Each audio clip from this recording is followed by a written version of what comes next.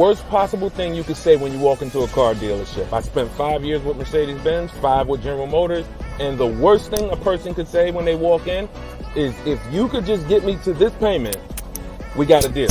So your loan's probably still like 19, which means you got to pay to get out. You're upside down. It's called negative equity.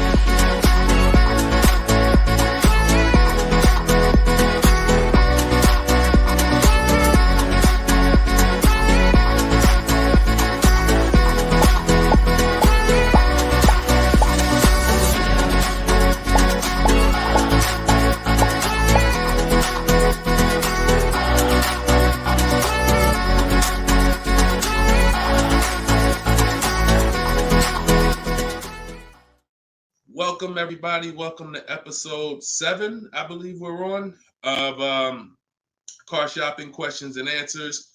We're live. Today is Thursday, 3 p.m. If you're watching this right now, then you are live. What we're going to start doing is we're going to start letting you know, because we do rebroadcast these shows all day, so you can, catch up on them. You can send friends and family to watch the rebroadcast. But right now, you are actually with us live. So welcome. If this is your first time here, can you type a 1 in the chat? Shout out to the first time people. I just want to see how many people are new. You've never seen me before. You've never been on a live show. Okay, Troop Chat, I see you, Troop Chat. Good to see you. I always like to know, because most of you probably have never been on a live with me before. What's up, Black Hummingbird? Great to see you. So hold on, I got Instagram on my phone here.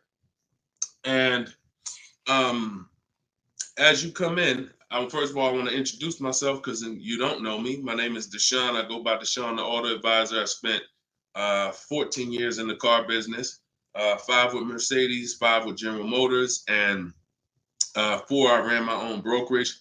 Now what I've been doing since 2020 is showing you how to get below market car deals on purchases, leases, used cars, new cars, everything from home.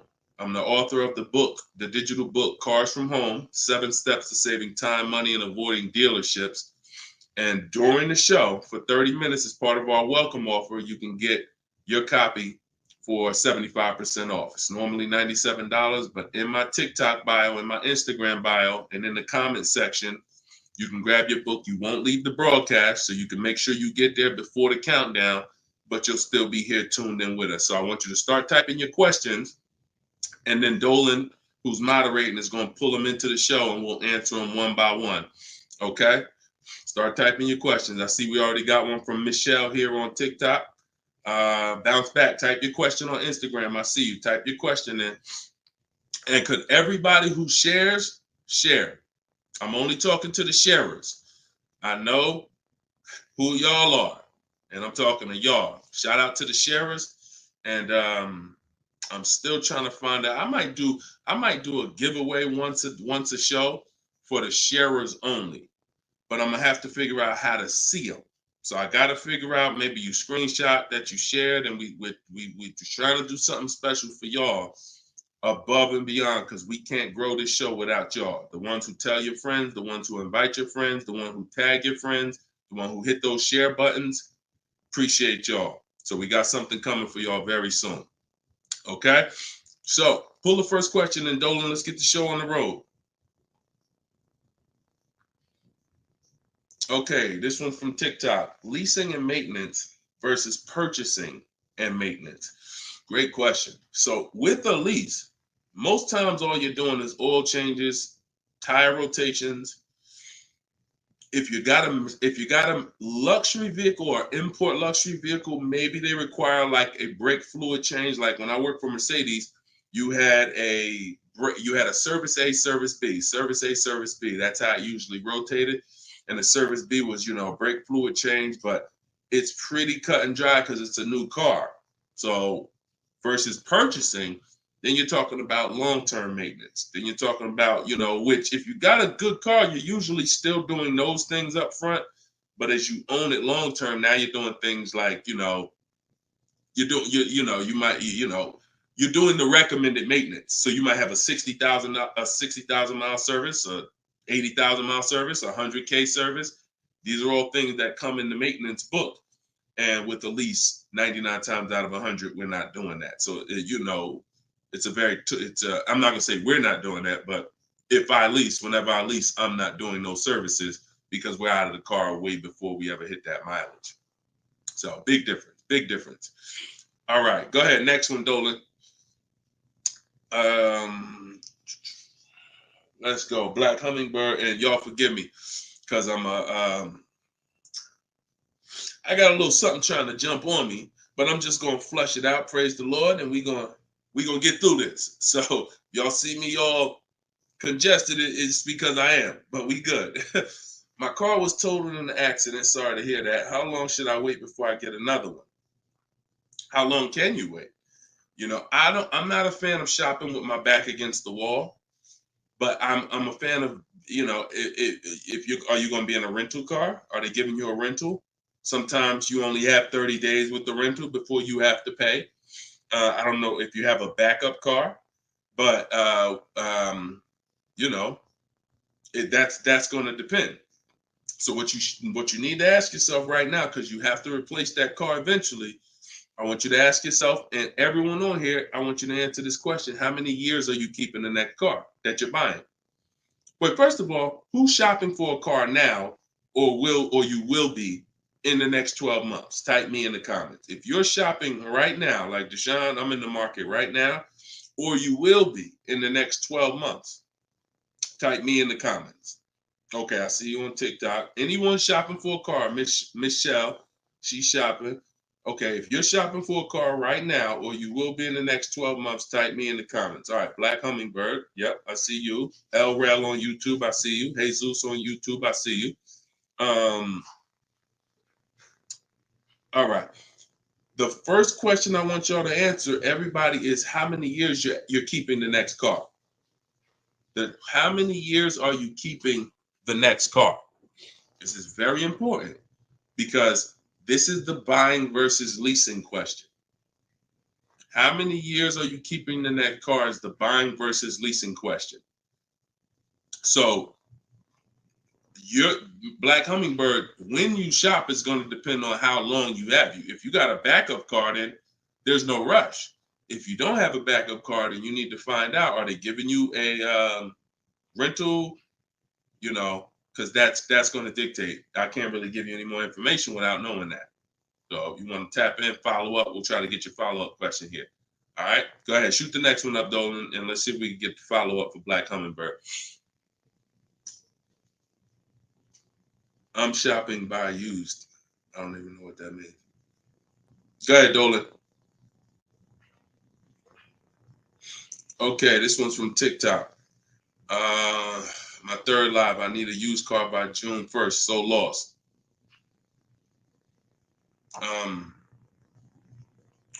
Where you lost? Everyone learns differently. So you have to ask yourself, how do you learn? There are people on these lives, we've already gotten DMs and emails saying that people use the show, they use the strategy, and they got cars. So we've already got, and we've only been doing these shows for a couple weeks now. That's because they can learn that way. Somebody else who can't, you got to be honest with yourself, but I give you the information in multiple different ways. In my book, if you're a book person, in my video library, it's up to you. But if you're sitting here, because everything we do on this show, I try to break it down. No, we don't rush through answers. I don't give y'all one-word answers. Every question, we pretty much take it and we break it down to the nth degree. And some of the things you guys have similar questions, so we've answered them on multiple shows. But you have to know how you learn in order for you to win. Okay? If you're lost here, then you could stick around and we'll continue to do what we do here. But you have to know how you learn. That's why we make information available in a multitude of ways. You see people who have my book. Some people could piece deals together with my social media videos, even though they're all different topics. Used cars, buying cash, leases, they're all different types. So you got to really piece them together. Some people do it that way. It's up to you. But don't just sit there struggling, man. Not at the cost of what it costs. Not at what it costs. All my information is available and it's affordable. Some of it's free, a lot of it is free. But every single product I offer, from my coaching program to my book, it's all affordable. So get in where you fit in, brother. That's really the best advice I could give you. All right, go ahead, Dolan. Shoot the next question.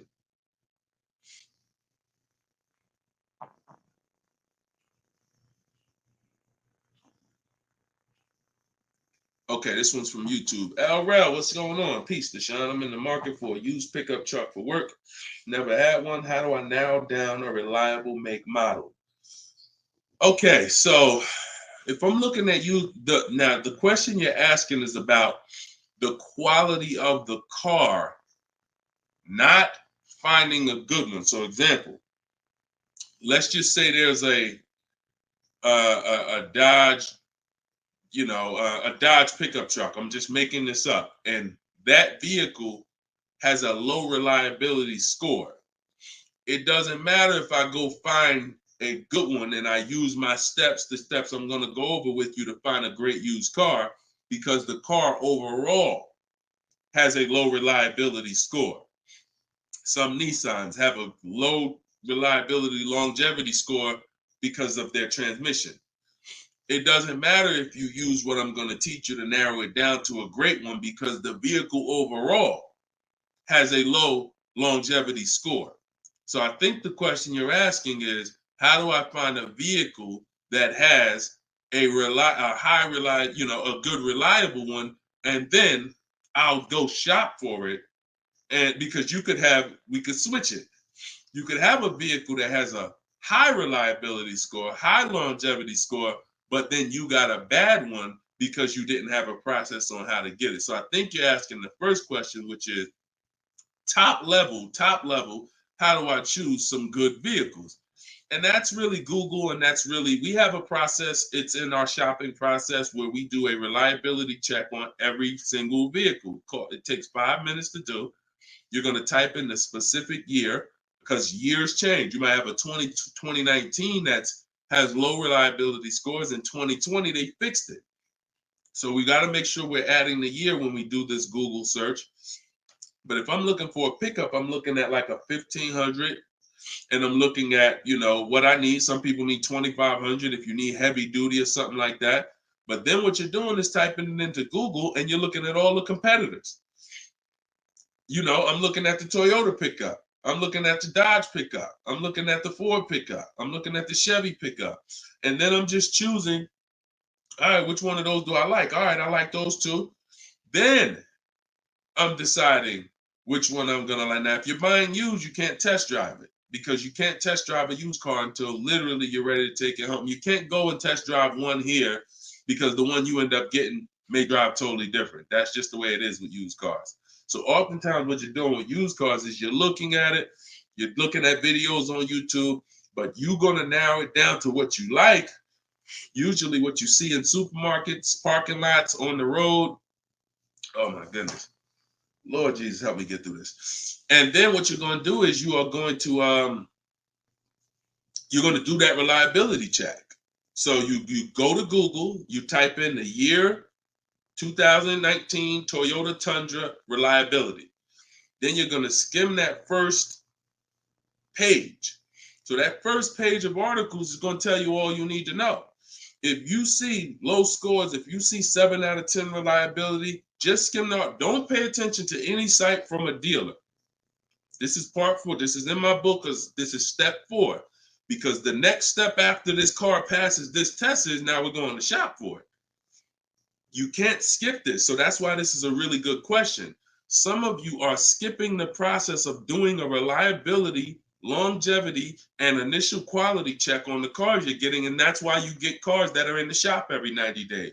It's not because you bought a bad one necessarily. It's because the car itself has a low rating. Transmission's going out on you because you didn't do a longevity check to see that that car is known to have transmission problems at 80,000, 90,000 miles. So if you skip this little 5-minute step, it could cost you thousands of dollars. So you want to do that reliability, skim those articles. And then because you're keeping long term, you're not leasing, you're going to do the same thing with longevity. So you're going to type in 2019 Toyota Tundra longevity. And that's when you're going to see what they're saying about the car long term. Does it, transmission issues, engine issues? Sometimes it'll say right at the top, these cars are known to last 200 to 300,000 miles when properly serviced. Then then the only mission is, all right, the car itself has great scores. Now I have to find a good one. Okay? That's step one now. Okay? That's where you start. Great question. Okay, go ahead, Dolan. Shoot the next one up. All right, we got Philip on Facebook. Would you say buying or leasing is better right now? Also, what about down payment with leasing? So, all right, you should never be in a position where you're asking yourself, should I buy or lease this car? Based on what you feel. Yeah, so I feel like I should buy. No, the buying or leasing question is based on how long you're keeping the car. I have something that I do that I teach called the 8-year rule. The 8-year rule says that if you're not buying a car to keep at least 8 years, you should be shopping for a lease. Reason being is there is no way for you to get a great deal on a car if you buy it when you should have leased it. Because lease deals, when you get a great lease deal, it's so good, it's so low, it's so much less money out of pocket that it will take a buyer years to catch up with you. We did a scenario in the last show where we compared this deal that one of our students got, Frina, who uses my stuff. And anyone who's using my stuff is going to get these deals if you follow my process. It's not, you don't have to be great. You could be a bad negotiator. It doesn't matter. As long as you know how to use a computer and do copy and paste, you can get these deals. But we compared her deal, which she got at $579 a month on this $65,000 car, and we compared it to a purchase, which would be literally $900, $1,000 a month. So how do we make this decision? Very simple. If you are not buying your car to keep for 8 years, you should be leasing it, because in the middle, y'all know when I break this out, if you've been on the show before, this is the depreciation scale. This is how your car goes down in value.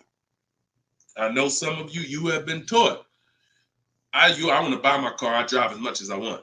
I don't want to pay for the miles.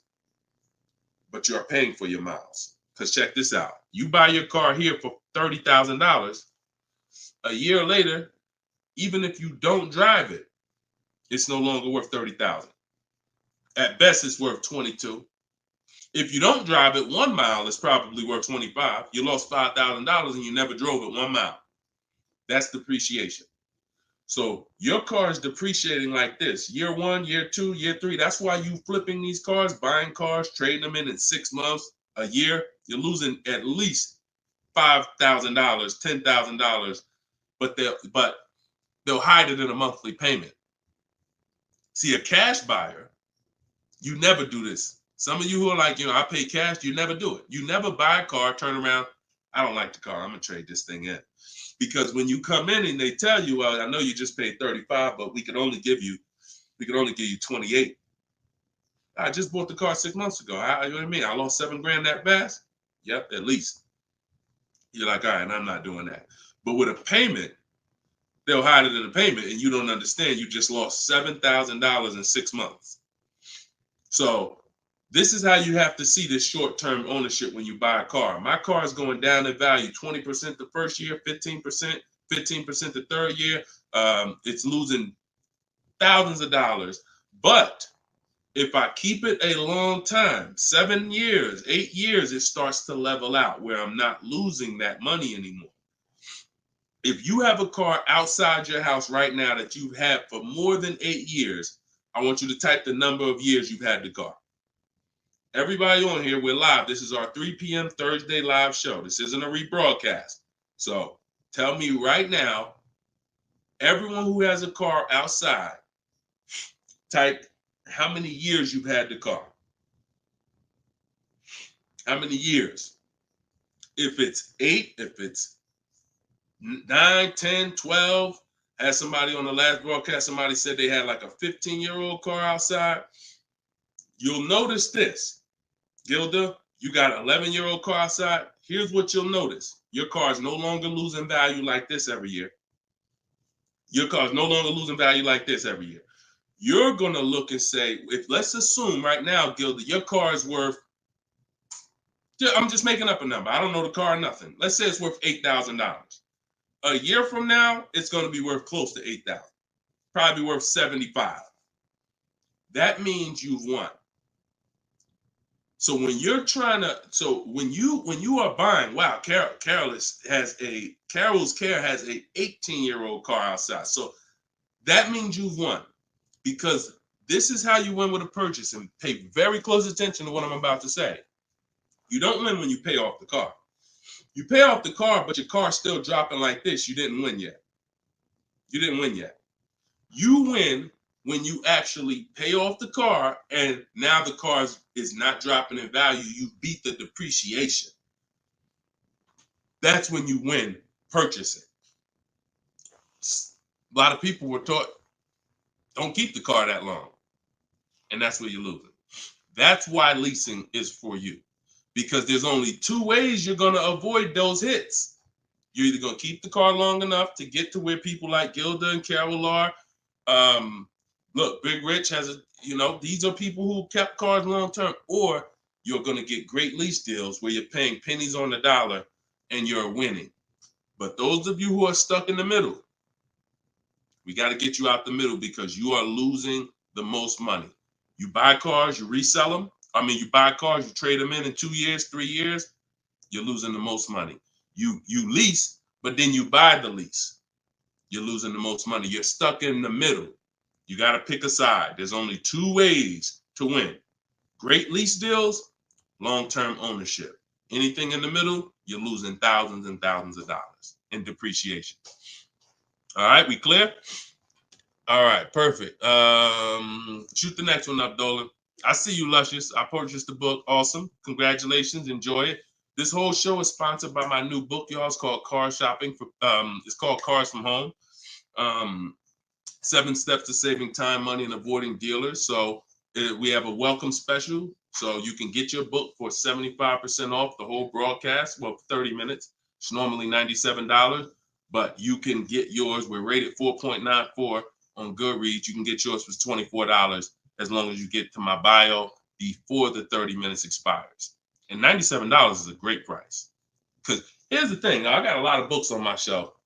I cannot tell you a lot of books that saved me a lot of money.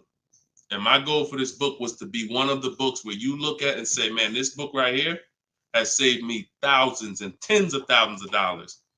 And that's my goal for the book. And we've been doing well at that. So, all right, this one's from Instagram. Mission Green. I'm in a purchase for 2 years with negative equity. Want to get into a lease. How can I walk away with the least out-of-pocket cap? So, you're in a purchase right now.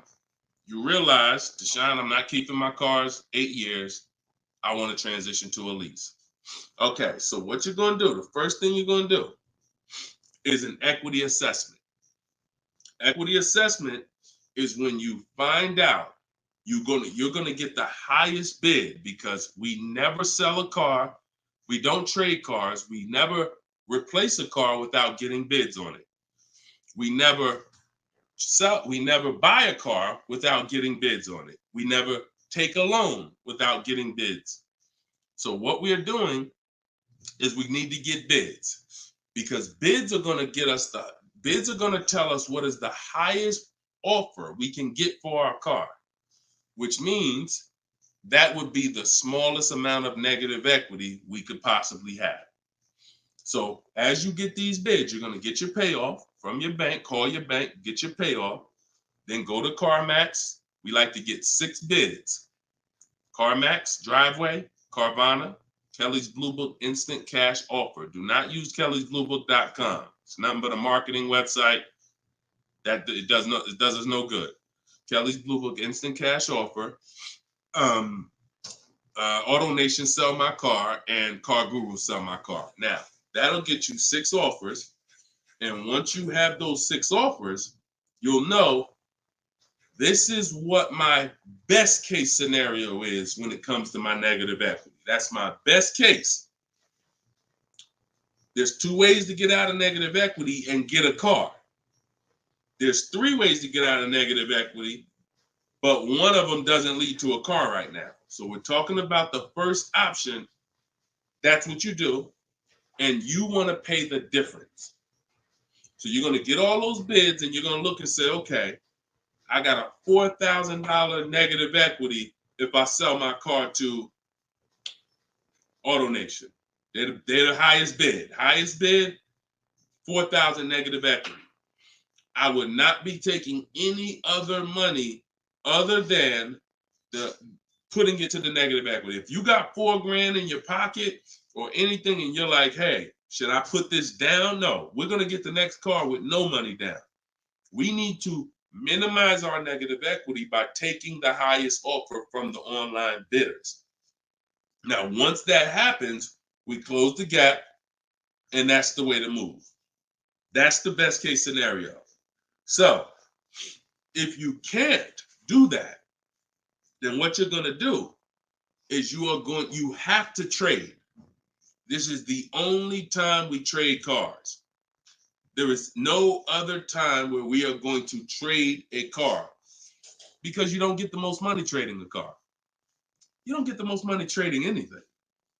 If you think about it, if you got a lawnmower and I got a bike, and I'm like, man, look, I'll trade you my bike for your I'll trade you my bike for your lawnmower. Neither one of us is really getting the most money that we could get. That's a trade. It's like a little compromise. I take a little less because I got something you want, you got something I want. It's different than me saying, you know what, I got a bike.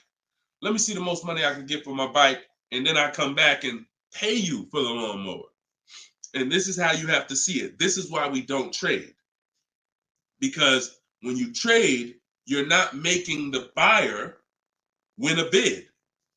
You're not making the buyer bid. You're just saying, whatever you could pay me, I'll take it. That's why the first option I just laid out is the best option. But some of you don't have the cash to pay the difference. So you have to now forget about the old car right now. You shop for your new car and you get bids. So let's just say in that example, I find out I'm you. I can't cover the difference and sell to the online bidders. Now I'm going to start shopping for my lease. So let's say I'm shopping for a Jeep Grand Cherokee. I get my offers. I find out who wins the bid. I identify you're the highest bidder, and I'm going to that dealer and saying, okay, you're the best bid. Can you tell me what you could pay for my old car? I'm not telling them what I owe. That doesn't matter. I'm just seeing, what could you pay for my old car? And then I'm going to have them get an offer. Now, it's not, in 99% of the time, you guys, it's not going to be what you thought it was. If your highest offer over here with the online bidders was 22, do not think that dealer who won the bid is going to say, I'll give you 22. They probably say, the most I can pay for it is 20. And you have to take it because they can't win both bids. That's just almost impossible. The fact they're going to outbid all their competition on the car you're trying to buy from them. So I beat all these other Jeep dealers to win your business, and I'm going to beat CarMax, Boom, Driveway, all these other companies and pay you more for your trade. That's not going to happen. So that's why I say the first option is the best, because the second option, you're going to have more negative equity because the dealer cannot pay as much as the online bidder. So now that's what you would do, and you would tell them, okay, please add it to my deal, and you'd have to roll it into the lease over there. Third scenario where you can't get out is if you have too much negative equity. You're either going to need cash or you're going to need to pay the loan down. It's that simple. Because when you bring that negative equity over, the bank only has a certain amount that they're going to approve. If you're buying a $40,000 vehicle, they're not going to approve $55,000 because you got all this 10 grand negative equity, 12 grand, you're just trying to slap it on. You can have a 900 credit score. That's why I call negative equity the bad credit for people with good credit, because it can literally prevent you from getting a car. So that's when you have to pause, or you got to put money down to try to get within the loan to value ratios. And that's why I say stay out, get out of negative equity and stay out of it. And 99 times out of 100, the reason for your negative equity is you don't lease. You don't lease. You buy cars, you take out 5-6 year loans on them, God forbid longer, 7 years, 8-year loan, and then you trade those cars in before the loan's paid off. That's what's happening 99 times out of 100 to cause people negative equity. And we got and that's the cause. So I just gave you the solutions, but I also want you to know the cause. And that because you're already moving to a lease, you already understand, which is good for you. You already understand, all right, I'm not buying cars anymore until I want to keep something 8+ years. I'm going to start leasing. So this should be your last time ever having negative equity. Okay? Great question. All right, Dolan. Let's throw the next one up. Great question, Mission Green. All right. We are live, y'all. It's our Thursday, 3 p.m. live show. Shoot your questions in. Dolan's going to pull them in one by one. We're going to try to get through as many as we can. What's the best way to start about negotiating from the online price? Is this for a new car or used car? This is RT. I don't want to mispronounce your name. How do I get your book? S. Lewis, it's in the comments. Dolan, can you make sure we got the comment for S. Lewis here on YouTube? For those on YouTube, in the comment, we should have a pinned comment where you can just click it. You go to deshonsbook.com, or you might be watching us on a screen. If you're watching us on a television screen, you can scan that QR code with your phone, and you can get it that way. If you're watching us on TikTok or Instagram, you can go to my bio. There's a link in my bio, and you can grab your copy. And you won't leave the broadcast. You'll still be able to hear us, but you can get your copy before that 30 minutes expires and the book goes back up to $97. Okay, when are you really live? I'm live right now, TFD. I don't want to mess up your name. So, all right. So I can't wait for you to answer, but what's the best way to start negotiating from the online price? So let's just assume are you talking about a used car? If you're talking about a used car, here's what you got to know. There's two types of dealers. One dealer posts great prices and sells cars very fast. That's I didn't witness this until I worked for a Lexus deal. I worked for Lexus for like 6 months. It wasn't for me. Great car, but it wasn't for me as far as the dealership. It's just I had already sold Mercedes. Mercedes was a little bit more exciting clientele because it's just a bunch of different people. There's luxury people, there's sports people, there's performance people. So I went back to Mercedes. But what I saw with this dealership was big on volume. Great price, not going to mark the car up a lot. So if you come in thinking, or if you call thinking, hey, take $3,000 off because you're programmed to negotiate, you're not programmed to know a good price. See, when you know the used car market, which is what I teach, this is what I teach in my book, it's what I teach on the show. You need to know the used car market because, and remember what I'm about to say, this is very important. What's hurting you is you don't even know a deal when you see it. I've had people who are looking, I'm literally making them an offer that I know the dealership is daggone my manager don't even want to do this deal, but they need it. We need the deal. We behind on our numbers. I'm selling the car. We ain't making, it's like pretty much a break even triple net deal. And they're still looking and questioning it. There's nothing we can do. And the reason why I never get in that situation, and the people who listen, if you listen to me, you'll never be in that situation, is because when you have multiple offers, you know a deal. See, the reason why those people would question if this was a deal, they didn't have enough offers. They didn't see that there's offers $2,000, $3,000, $4,000 more than the one I was making them to know confidently, Deshone, this is better than every offer I got so far. Let me take this and get up out of here. So you don't know a deal when you see one, and that's hurting you because someone who knows a deal, like me, or like somebody that listened to me, give you an example. Some of you are in the same town as some of you have my book. And some of you are actually shopping for the same car that someone else on here is shopping for. that means y'all are competing.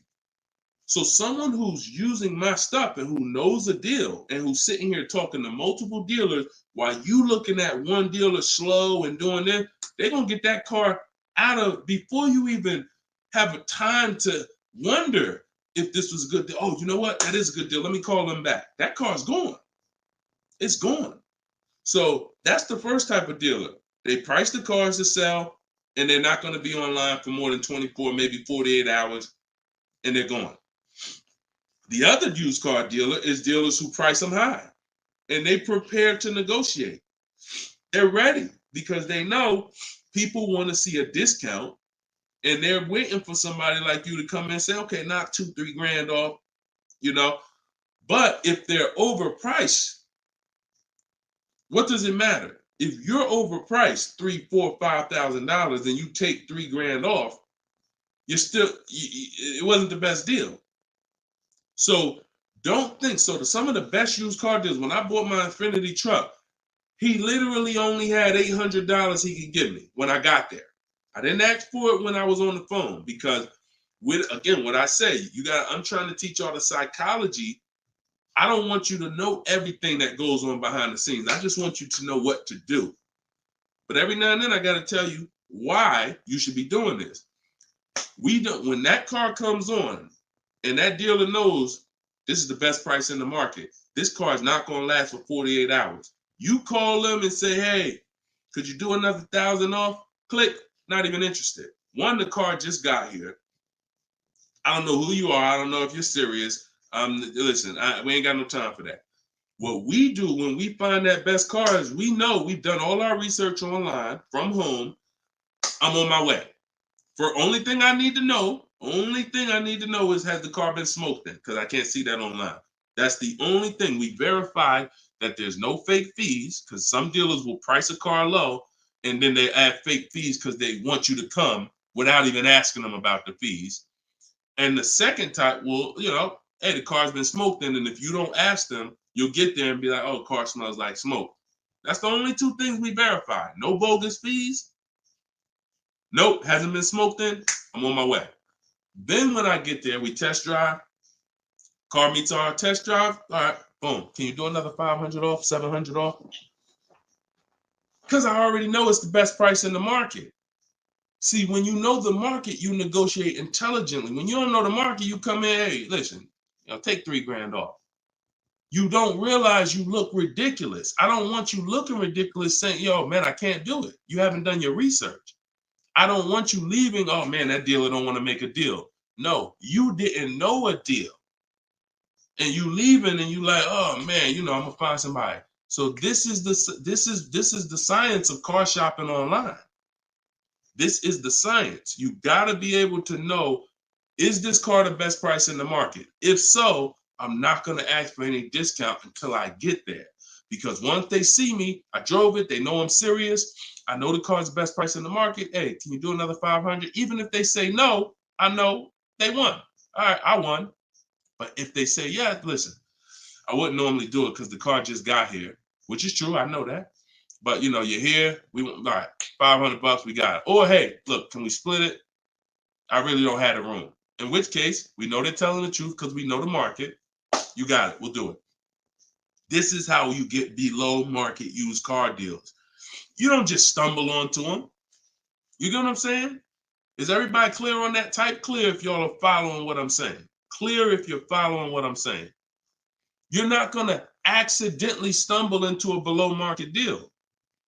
It takes strategy to get below market deals. If everybody could get below market deals, they wouldn't be below market deals. They'd be average deals. Does that make sense? All right, glad we clear. I see you, Michelle. All right, shoot the next question up, Dolan. Let's roll. Let's keep it going. I see you, Rose, on Facebook. All right, Blooming Chosen One from Instagram. Almost done closing at 1%. Let's go. Come on. Come on. That's what I want to hear. Come on. If y'all don't understand, Blooming Chosen One is about to close a 1% lease deal. That means her lease pay, I'm assuming that this is a woman. I can't see, so forgive me if there's no picture. She's about to close a lease deal at 1%. which means her lease payment is 1% of the MSRP, no money down. I just want to make sure it's clear, chosen one. We don't, if it's money down, it's not 1%. It should be like $400 a month. I'm giving you $400, car's $40,000. That's 1%. So, any tips on techniques for finding great deals on insurance? I use Insurify or I use Jerry. These are apps that shop on websites that shop multiple carriers. And I know it's Kayak and stuff like that, but what I found is Insurify has like insurance companies that we don't know about. It's painful shopping for insurance unless you have something that's actually, because think about all the insurance companies around us that will want to give us auto insurance. We don't know about them now. Small companies, they don't have the advertising budgets. So you want a tool that's going to connect you with all these insurance companies, not just the big name ones that we all know, Liberty Mutual, State Farm, that got the, $1 billion marketing budget. Some of the smaller insurance companies, we want to get those offers. And so Insurify.com, I'm not sponsored by them. I just love multiple offers. So I love multiple offers. And so any tool that gets me multiple offers on anything, I love. So yeah, that's what I would say. So keep me posted. I told you, I want to see your deals. See, she ain't even say what car she's looking at. That's how we know. See, people with no skills, all they talk about is the car. Just got the new Range Rover. Yep, just treated myself. Retirement gift. All they talk about is the car. And I'm not stepping on your toes, but you like Deshone, that's me. That's me. I know who I'm talking to. When you start getting skills and buying cars, making people bid 90 minutes from home, using my systems, the first thing that you're excited about is the deal. The car is second, but the deals, once this deal's closed, now I'll get excited about the car. All right, good job. Great job. I love it. Go ahead, shoot the next one up, Dolan. All right, from TikTok. Is it true that there is no need for down payment? That if you do it, it goes to the salesperson's commission. If you do it wrong, if you are doing a down payment, it's between you and the lender. If you go in and you're a payment shopper, then your down payment is usually going to go to commission. A payment shopper says things like, how much does that car cost a month? Okay, that's a little high. Could you get it to, could you get it like under 6? As a payment shopper, no idea about the numbers, just talking about payments. If you stop doing that, and if you've done that, see, I don't want to, look, I hope we're building a community here where people could be honest. If you've done that, type ouch in the comments. If you've gone into a dealer, looked at a car, and said, how much those run a month? What kind of monthly payments are on those? And I know that there's some people who are not gonna be honest, but this is how a lot of people shop. It's a payment thing. Yeah, okay. I appreciate it. I see. All right. I see we got some. All right, we got some people being honest in here. I see you. I see you, Michelle. I see you, Bye Lion. Not Michelle. So that's where you get in trouble. So what do you do outside of that? You separate the payments from the car. The payment you handle when you're shopping for, look, Byron on YouTube said, ouch, just experienced this past weekend. It's terrible out here. It's great out here for us, okay? It's terrible when you have no strategy. It's terrible if you're winging it.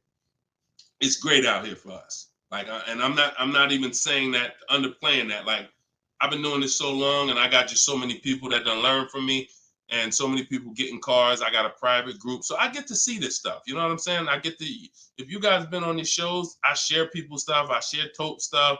Greg's deal. This is our book, 4.94 on Goodreads. Get your book 75% off, or you can wait and miss the 75. You can pay 97. Either way, it's worth it. Either way, but $24 is better than $97. In my TikTok bio, you got 30 minutes, or in my Instagram bio. But check this out, Kimberly's deal. She saved 20 grand off her Maserati. Look, Bonita, middle of the pandemic. So we've been hearing since we started this whole thing, yo, it's terrible out here. Man, there's no deals out here. Middle of the pandemic. Look, December 2022. Blood in the streets. Kia Telluride, one of the most popular vehicles of the last 3 years. Bonita, from home. Kia, 2023. 600 down, 600 a month.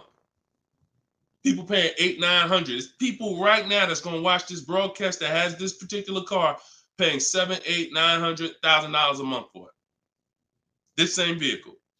So, Charles, Hyundai Palisade, top 5 most popular vehicles the last 5 years in this category. Look, $597 a month, $48,000 truck. So it's what you know. In fact, it's what you don't know.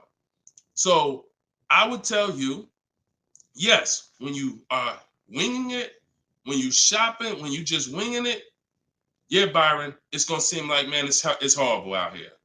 When you step back and start using my bidding systems and letting these deals come to you, letting loans come to you, you're gonna feel like you're in control. You call the shots. Okay? So that's what I want everybody to know. It's all perspective. You know, somebody who's never had a fight in their life may be like, oh, shoot, I'm gonna lose this fight. Mike Tyson, he's not worried about losing a fight. And I hope he's not throwing this fight. So, another end. It's all about what you know. You learn better skills, you get different results. You keep the same skills, keep shopping like our grandparents shop, keep shopping like our parents shop when there was no internet, keep shopping like it's 2005, you're going to get those same results. All right? Everything I'm talking about, y'all, is in my book. This whole show is sponsored by my book, Cars from Home, 7 Steps to Saving Time, Money, and Avoiding Dealerships. My whole shopping system is in there. You can get yours in my bio. I just said that. So go ahead, Dolan. Shoot that next question up that you had up on the screen. My lease is up this year, but I'm over 4,000 miles, and a car dealer just told me if I lease again that I'll have to pay for the over miles. What do I do? Okay, I want you to know something, and I want you to hear me clearly. Dealers who tell you they'll cover the mileage. I know some of you have heard this in the past. You know, my dealer said if I release a car from them, they took care of the mileage for me. No, they didn't. No, they didn't. Mileage is never taken care of because mileage is between you and the bank. You told me you were going to drive this, the bank, not the dealer. Dealer has nothing to do with the car. Once you drive off the lot, it's between you and the bank. It's between you and the leasing company. So when you go over miles, the bank says they told us they were going to bring this car back with 36,000 miles on it. They already have an estimated value of what they're going to sell the car for, and it's based on 36,000 miles. That's why if we're under miles, we always do an equity assessment. You're going to do this either way, Miss B, but this is one of the main reasons when we're under miles, it doesn't matter, because if we drive less than we told them we were going to drive, we want to see if there's any equity that we can actually pull out. If you didn't know you can sell a lease, yeah, that's another discovery. Aha moment, you can. We've been doing it for years. So, but going back to this case, if you're over miles, you got to pay for it because you can't give it back to them. It comes out of their profit. So what do we do to try to minimize this? One, we don't let a dealer tell us we're going to work this out for you. We have to do our own equity assessment.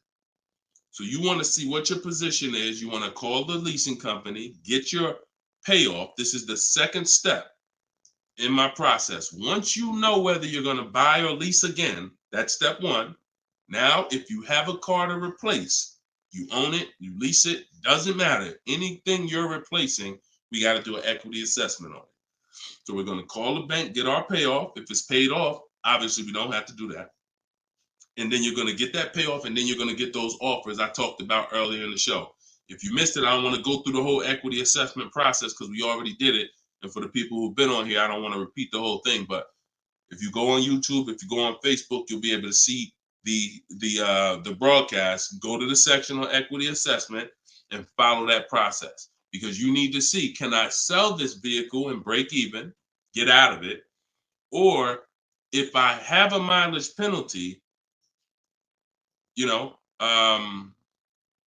does it make more sense for me to actually get out now, which in a lot of cases it probably won't because you have payments remaining. So if you got out now, see, if you sell it, it's clean. So if you sell it, and it goes back to what we were talking about with what somebody asked the question about the negative equity. Let's just say I'm you. I do my equity assessment. I find out to get out of the lease, I got to contribute like $1,000, but I could get out now. When I sell a lease, there's no penalty. It's literally no payments due, nothing. It's everyone's whole. That's the only way everyone's whole. My second option is I got to account for the payments I have left on my contract. If I got 5 payments left at $500 a month, that's $2,500. Does it make more sense for me to get out now and pay those payments? Probably not. Or does it make more sense for me to just wait and take the mileage penalty? So those are the 3 things you're comparing. Selling the car, and you're seeing what's the least money that comes out of my pocket. What's the best of those things? Selling the car, getting out now and taking the payment hit, because all those payments are going to be due.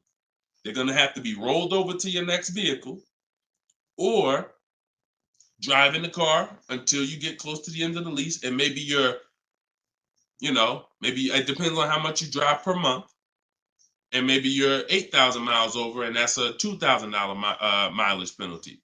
So these are the things you have to think about. But I'm telling you that if you just walk into a dealer and say, hey, could you work this up for me? Got the best price on the car. So now, because they see you as desperate, oh, she needs help. She don't know what she's doing. So let's just work these numbers, move these numbers around, and tell her, hey, we got you to this payment. Does that work?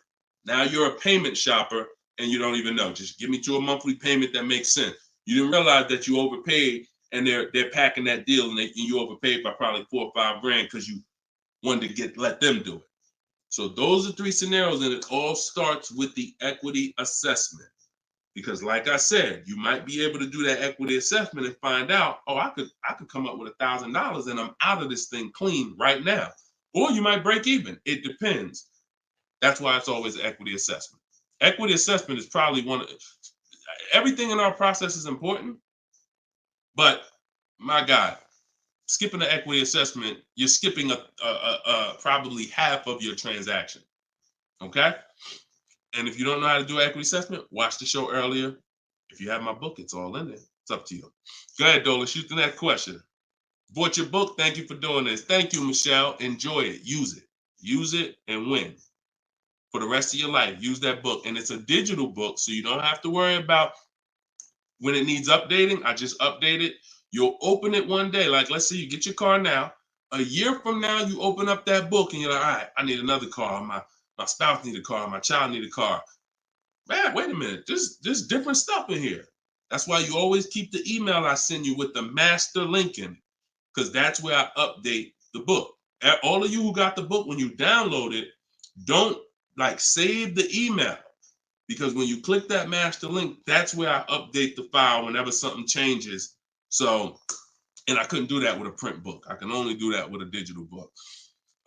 Yeah, don't worry. I don't do trades, J. Paul. So if you ever see somebody selling crypto, all of that, like anybody with a decent amount of followers is going to have knockoff accounts. Like, I do car education. That's all I do. I don't do crypto. I don't do none of this other stuff. It's been fake Deshone the Auto Advisor accounts since we was on TikTok. We got 1.5 million followers on TikTok. The fake Deshone the Auto Advisor accounts started popping up. Nothing we can do about it. You got to watch it, though. Watch it. Okay, this one's from Instagram. Considering a lease of a Lexus electric vehicle. First time lease customer. Do you have any advice shopping for a lease premium electric vehicle? Same process. Same process. My system doesn't change. I'm gonna tell you, there's only one scenario where it changes, but electric cars, look, doesn't matter. Look at Sean. Bids.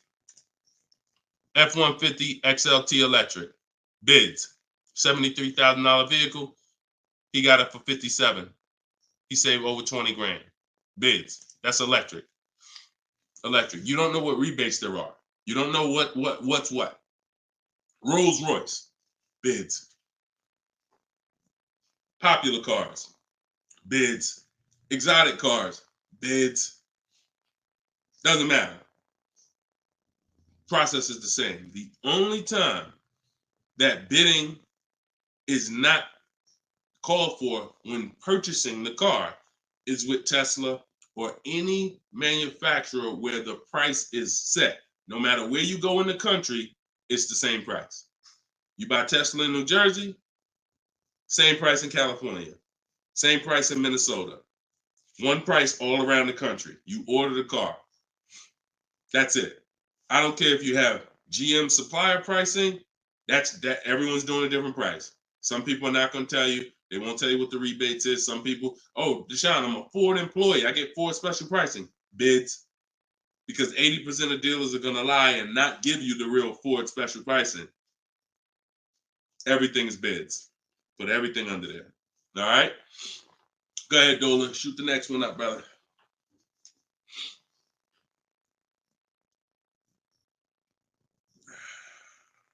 No, you don't bid. You don't bid, Coco. You're making people bid. This one bounced back Brian from Instagram. What's up? Hey, bro, I recently financed the BMW 330M, but the problem is they gave me a high APR. Sounds like a payment shopper. Listen, we got to take responsibility. You accepted a high APR. Now, how do you get out of it? Only way is to refinance. You can refinance or sell a vehicle. And so bids, what we do is, see, now let's just say for an example, you use our system we call the bank bidding war. Bank bidding war is 3 rounds. We check to see if there's any special interest rates. 1, no special interest rates on the car, which a BMW 330M, probably not. You never know. But then if there's no special interest rates, we go and we get bids and we find a dealer that's going to sell us the BMW M for the lowest price. And it doesn't matter, popular cars. I had a young lady earlier this year. Well, no, that was last year. She was looking at the brand new X4M, redesigned, just redesigned, brand new body style. She got her offers. Best offer was $3,000 below MSRP. Worst offer was like $5,000 over MSRP. Brand new, newly designed, fresh in the country. No one's ever seen it. Bids, she got $3,000 below MSRP. When people are paying thousands more than that. So it doesn't matter the car. Now, once we, but that's that's the part where I say you separate the loan from the car. You separate the loan from the car. We find the dealer who's going to sell us the car for the lowest price. Once that's done, now this is when we talk about the second round of the bank bidding war, which is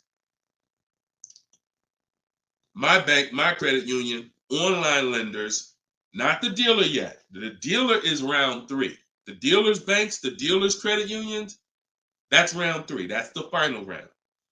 Second round is I'm coming home, getting my bank, my credit union, online, giving them my information, going online, car loans online, looking at everyone that I can find that gives car loans in my area. Letting all these people run my credit, because if you do this right, it doesn't affect your credit other than one hard inquiry. It shows all the inquiries on your report, but when you rate shop using the bank bidding war strategy, at the end of the window, it only weighs on your credit like one hard inquiry. But you got to do this in this small window. Takes 2 days. First one is all of those bank, that's the round 2. So now let's say my best rate from that round 2 is 7.9 interest rate. Okay, round 2's done. Now I'm calling the dealer who won the bid, who has my car waiting. I already reserved it. And I'm saying, okay, my bank or this bank gave me 7.9. If you guys can beat it, I'll give you the business. Now, round 3 starts with the dealer going to work. That's when the dealer's bank. See, the problem is The dealer was your first offer for financing, or one of your first offers. The dealer, when properly done, is our last offer. And so if he came back and at the end of those rounds, 8.99 was the best rate, you wouldn't have a question. You wouldn't be questioning it. You wouldn't be saying, oh, man, how do I get? You would still be considering refinancing because that's still the solution. Whenever rates get lower, you refinance.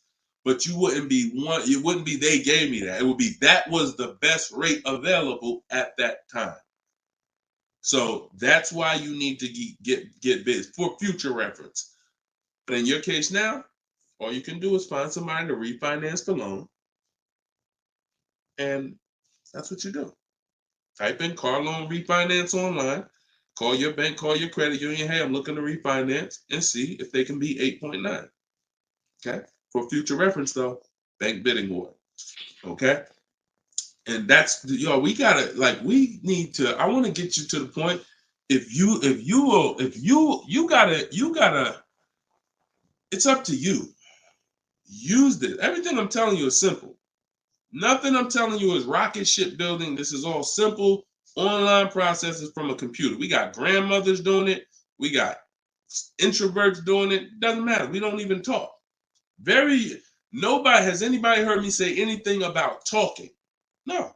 We're using online tools to get these processes done. That's why they work for everybody. If you had to talk, then yes, you could mess it up. But this is for the future reference. We want to guarantee that we got the best price. And the only way we're going to do that is with bids on everything. Okay? Go ahead, Dolan. Next question. Great question, though. All right. This one's from TikTok. Can24 Loco. Is a lease worth it if I know I'm going over the miles? You pick your miles. You pick your miles. I had somebody no, I don't even want to talk about him. Somewhere along the line they told him it was okay. So you pick the miles on a lease, and I would never in a million years pick less miles than I need. 10,000 miles per year, 12,000 miles per year, and here's what happens: if you see somebody who's intentionally picking less miles to save $20 and to go from 10,000 miles a year to 12,000 miles per year is probably like $20 a month. To go from 12,000 to 15,000 for most cars is probably another $25 a month. So the difference between 10,000 miles per year and 15,000 miles per year, 15,000, no penalties. Deshone, I know I need 15,000, but I took 10. So you're going to do 15,000 anyway, and you're going to be penalized for the 5,000 per year over at 25 cents a mile. Instead of paying the additional $45 a month, which would be way less than the penalties, because 5,000 miles per year, 15,000 miles over at 25 cents a mile is $3,750. $45 a month times 3 years is $1,620. Numbers are numbers. $45 a month more to my lease contract from the beginning, because that's the mileage I really need. I'm paying $1,620 extra over 3 years to have a comfortable lease experience, no penalties, and I can enjoy my lease. Versus taking 10, knowing I'm going to drive 15, and then looking and saying, Dad, I'm over miles by 15,000 miles, and how can I avoid this almost $4,000 bill that's coming?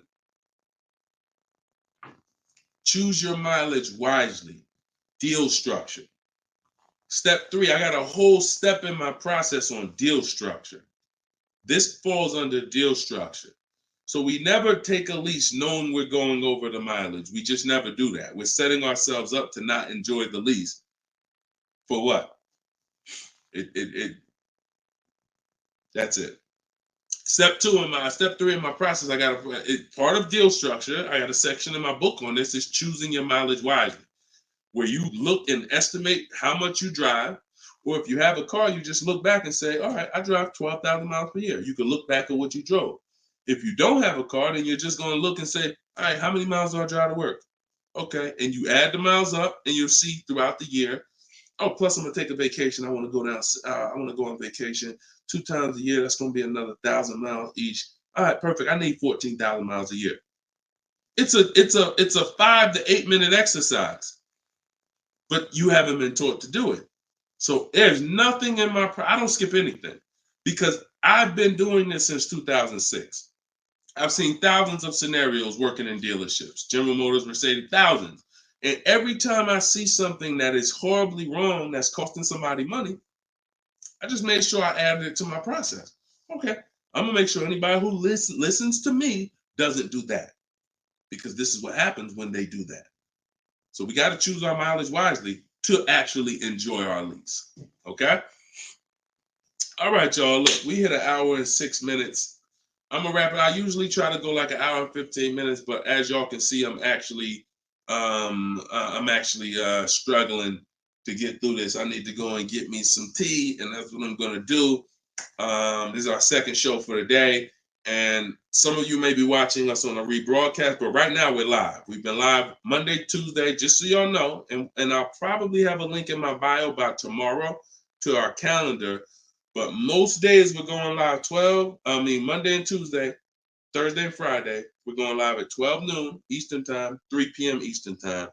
So that's when our show is going to air live. And every time you see us on a rebroadcast, we're going to have a sign on the top that says rebroadcast. So y'all know, okay, this is a rebroadcast. In case I couldn't watch the whole show, I was at work. So we rebroadcast all the time. But yes, always a pleasure, y'all. Let's keep winning. Shout out to the people who got my book. I appreciate y'all. Thank you to those who reviewed it, who helped us get to 4.94 on Goodreads.com. I appreciate you, and continue to use the book and continue to unlearn the bad stuff you learned about car buying. If you don't hear me say it, that's because I don't do it. And no one who listens to me does it. You hear somebody say, yeah, I was in the dealership. I was in there like 4 or 5 hours, but man, I was using what Deshone teach.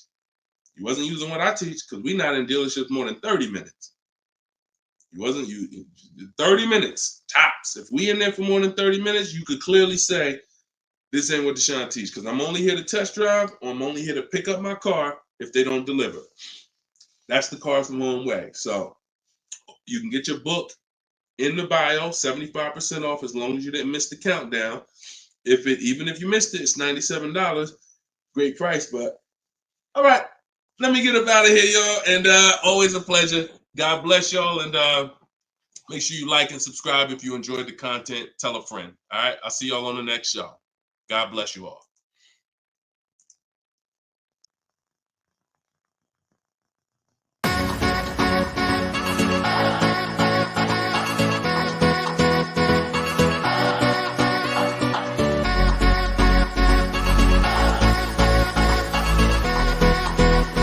The worst possible thing you could say when you walk into a car dealership. I spent 5 years with Mercedes-Benz, 5 with General Motors, and the worst thing a person could say when they walk in is, if you could just get me to this payment, we got a deal. So your loan's probably still like 19, which means you got to pay to get out. You're upside down. It's called negative equity.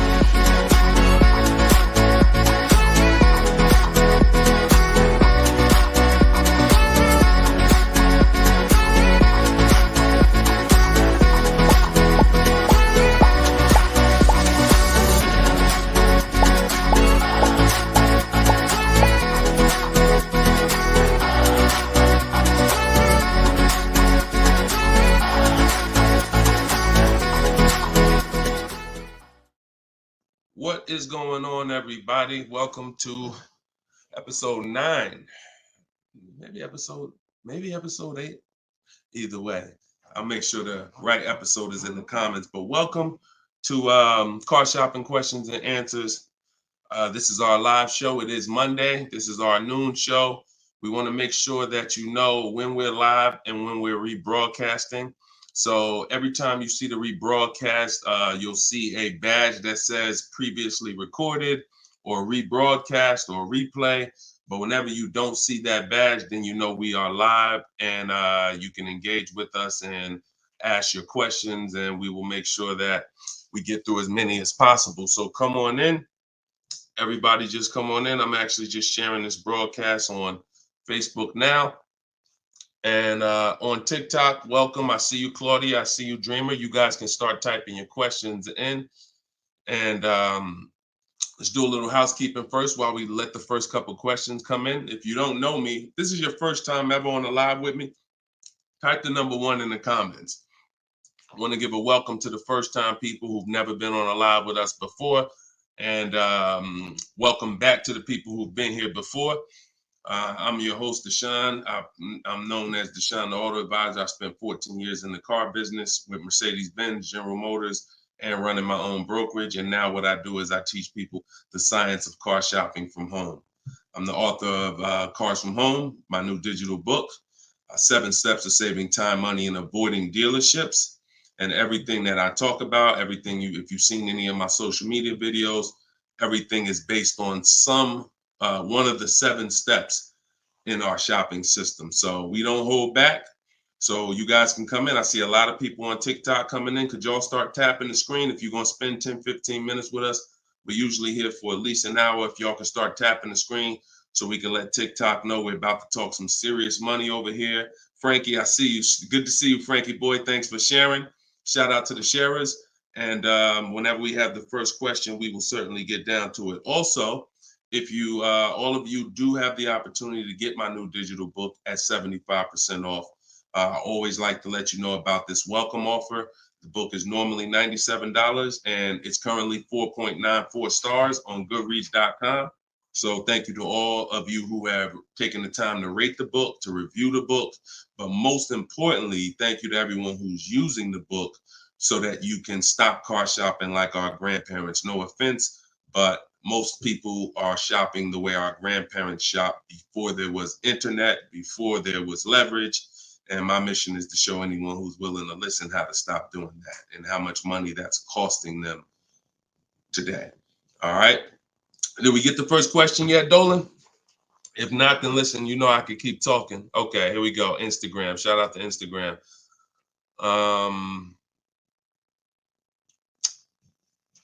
All right. How long should you wait to refinance? It's a good question. I would refinance when it makes sense. If you have rates are high right now compared to where they were a year ago, 2 years ago, 3 years ago. So if you guys are in a higher interest rate than you could qualify for today, then you want to refinance as soon as possible. If you have an 8% rate and you could refinance to a 6% rate, you guys know on this show, if I talk about the money, 2% on a $30,000 loan is thousands. That's not hundreds. So if you have it, on some of you have improved your credit. So you may have had a lower credit score a year or 2 years ago when you got your car, but now your credit score is higher. So you want to make sure you are following this guideline though. Most of the people who want to loan you money want you to take more for longer. That's just what they want you to do. I am of the mindset of you don't want to stretch the loan out long. You don't want to stretch the loan. You don't want to stretch so if you've already paid for a year or two, you don't want to stretch the loan out longer because they'll want you to take it longer. They'll tell you right up front, if you take a 6-year loan, your payment's going to be this. Meanwhile, you've already paid for 2 years. Don't fall in love with the new lower payment. Fall in love with paying as much as you can at the higher interest rate. So if you can pay a higher payment for 4 years, pay the highest payment you can to get the loan out of the way faster. Don't be tempted to stretch out the loan and go longer with it. Or else you're falling into that trap. Like I said, people want to loan you money, want to lend you more for longer. They take it for 6 years. You could always pay it off earlier. They're hoping you don't. Okay, so that's typically the rules of thumb that I like to follow. All right. This is from Instagram. Well, This is Luna. I was desperate and just got the first deal. I set a very high payment. Can I refinance for a smaller amount? Luna, weren't you on the show a couple days ago? I was desperate and just got the first deal. I set for a very high payment. Can I refinance for a smaller amount? It's probably going to be early for you to do that. Did you? Hold on one second. If you hold on, let me open the Instagram comments so I could actually see. I know Dolan's bringing the comments to the show, but I want to make sure I could actually see the Instagram comments. Hold on. Okay. So because if you just got the vehicle, I mean, you could try to refinance, but it depends on how high of a rate they gave you compared to what you could have gotten if you would have followed like our bank bidding war process. You bought a brand new 24 Mitsubishi. Okay. Haven't you been on the show, Luna? This isn't your first time, right? You've been here. You've been with us for a couple. You've been with us for oh, it was in December 2023. Okay. I appreciate it. Thanks for the information. That's why I wanted to see the comments so I could actually have the dialogue with you. Yeah, I mean, that's all you could do. You could try and you could try to refinance online. You can go on Google and type in auto refinance online and start to see what those companies look like and see if but you need to know your rate, and then you need to know what the companies that'll refinance you are offering you and see if it makes sense. If you got a higher rate than you could have gotten, then certainly you can refinance. If they got you the best rate that you could qualify, then you may have to wait a little longer, but usually, it doesn't hurt you to check, especially if you're in a considerably high interest rate. You certainly want to see if there's a possibility, because like I said, 2 points, 3 points on an interest rate is thousands of dollars, not hundreds.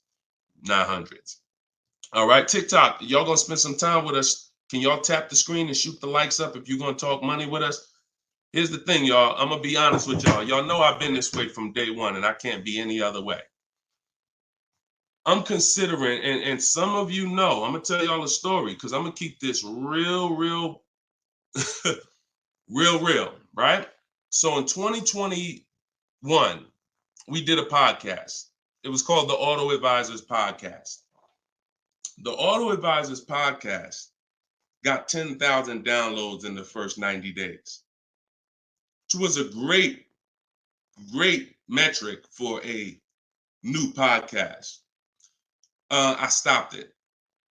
You know why? Because we're in the way the podcast is, and I'm just keeping it 100% with y'all. I'm never gonna stop doing the information, but if people don't engage with the show, then we'll just keep the rebroadcast going. The rebroadcasts are great. I'm 100 for my lifestyle, for my getting the information out. We do tons of free social media videos. I just don't want y'all to be questioning, Dad, why Deshone not doing the live show anymore? Because the live show needs to make sense. I've been telling y'all to share. I look at the shares. I see the people who come regular. I see not a lot of people share.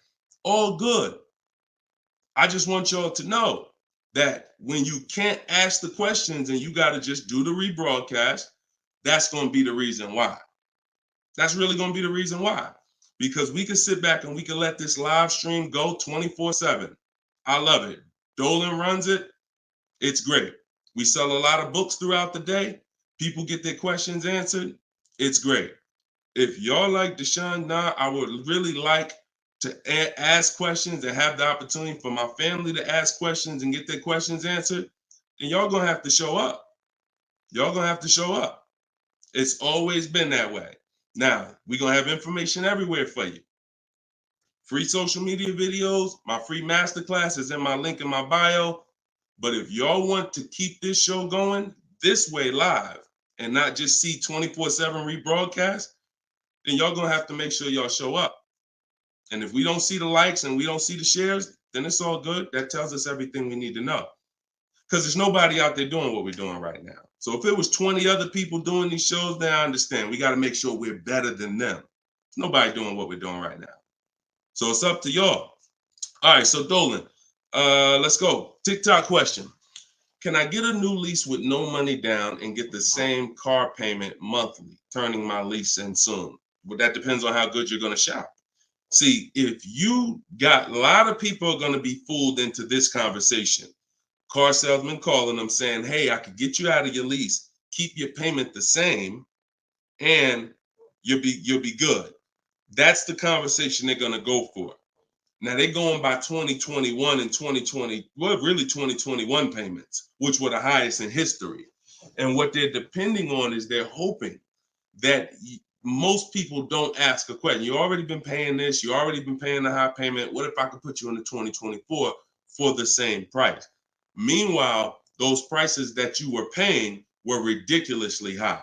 All through the pandemic, most 99 probably percent of people were paying ridiculous payments. That's why I always show Bonita.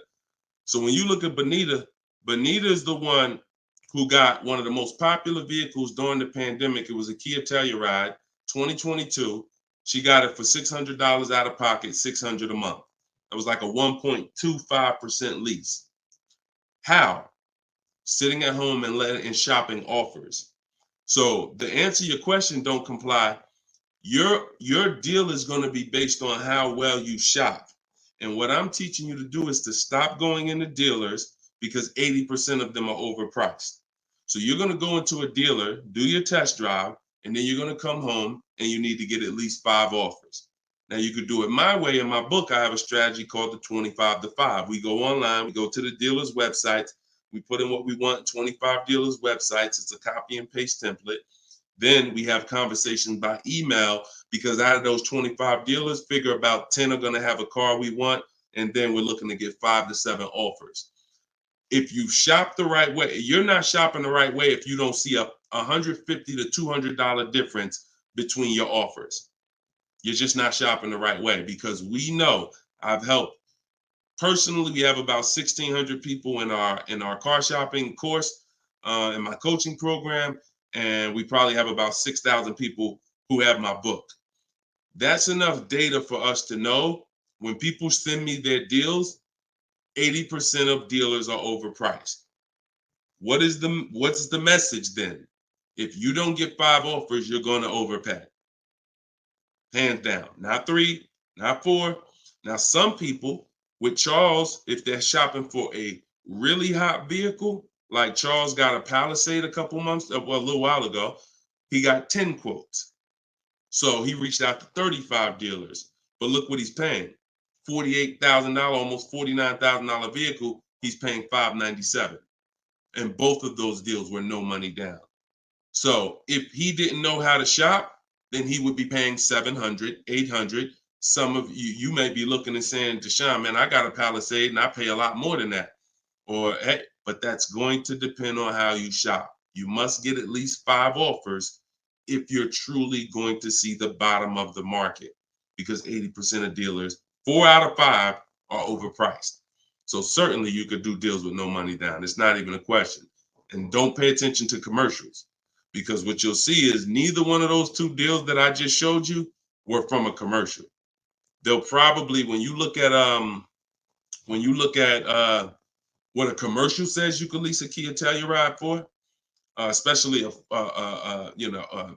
a Palisade for, especially a $50,000 Palisade, it would be a lot higher than this, and it would be with 1,000 down plus tax plus fees. That's why you can't pay attention to commercials. So that's the answer. Don't pay attention to commercials and get at least 5 to 7 offers. If you do it my way, it's quick. Takes about 20 minutes to contact all the dealers, and then you're using my email templates. Because what you got here, this is very important, you guys that are going to have conversations with dealers by email. You must know how to keep the conversation on your terms. You must know how to keep the conversation moving forward when people ask you, hey, can we get on the phone? Hey, can I get your phone number to call you? Hey, when can you come in? You must know how to have the conversation stay on your agenda. That's why I wrote the scripts. But even if you're not using my book and my scripts, make sure you are committed to staying the course, that you're not getting on the phone, you're not coming in, and that you're going to be shopping from home. Okay? Because salespeople will try to get you to come in. All right, go ahead, Dolan. Shoot the next one up.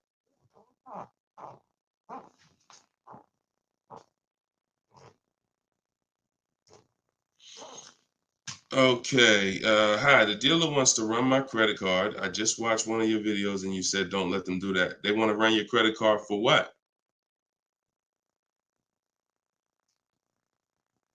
Let's give Bless the chance to type. Are you purchasing something? They want to run your credit card to run your credit? Or did you mean they want to run your credit? What are they trying to run your credit for? I mean, your credit card for. Now, if you have made a deal with somebody, you know, when we make a deal online, oh, you mean running your credit? For what? What's the purpose of you running my credit? And that's not even what the ad. See, when you request your offers, you're requesting your offers by email. And we're always telling them assume tier 1 credit. There's nothing else for us to focus on. What is the purpose? Now, again, let the 80% do what the 80% do. Lie, tell you stuff. You need to have other dealers in your inbox to know. Sometimes people say, well, Deshone, this dealer said, this one dealer said they don't lease. I said, okay. How many other dealers that you talked to said that? No one yet. Okay. When 80% of them say that, that means they don't lease that car. One dealer, they might be having customers come in, don't know what they're doing. Oh, yeah, no, you know, we don't lease. Oh, okay. Well, I guess how much is it to purchase then? So let the 80% do what the 80% do. When we shop by the numbers, and when you shop by the numbers, you win, because if this dealer lies, the other dealers exposed that they lied. So one dealer says I can't lease, and then 4 other ones give me a lease offer. Clearly, you were lying. So don't worry about what one dealer says ever. That's why you need to be having multiple conversations at all times. Trying to get my payoff, my car finance. Shoot Jerry's. Can you put Jerry's question up from Facebook here, Dolan? Okay, trying to get my payoff. Thank you, Dolan. My car finance company says contact dealer. Should I contact dealer?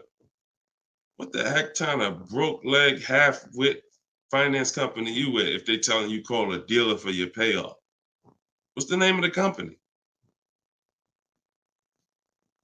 What's the name of the company? You got to realize how the banks is in bed with some of these dealers, and you're going to understand that. The dealers couldn't have did Hyundai.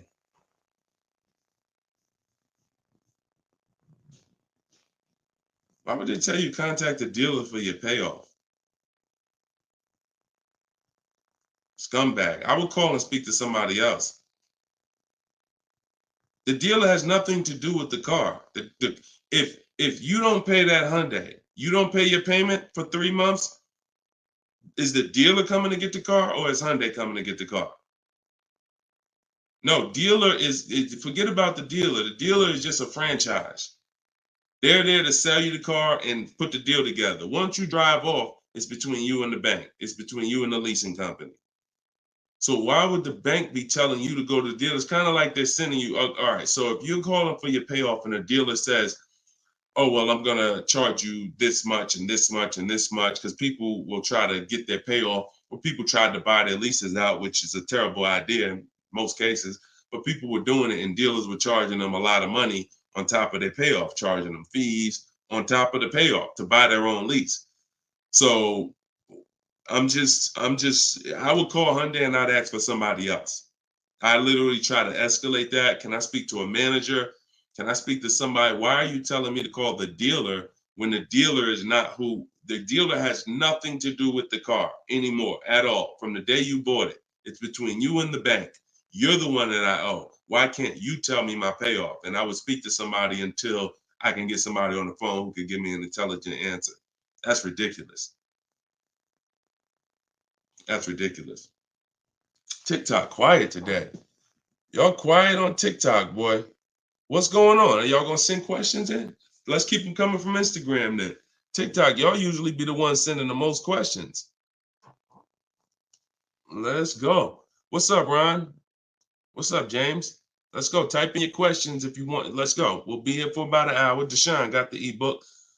Sent email templates out, got responses, perfect. Using the counter offer calculator, perfect. And they usually, and they either stop communicating or say I have to come in to do any further negotiations. We have scripts for that.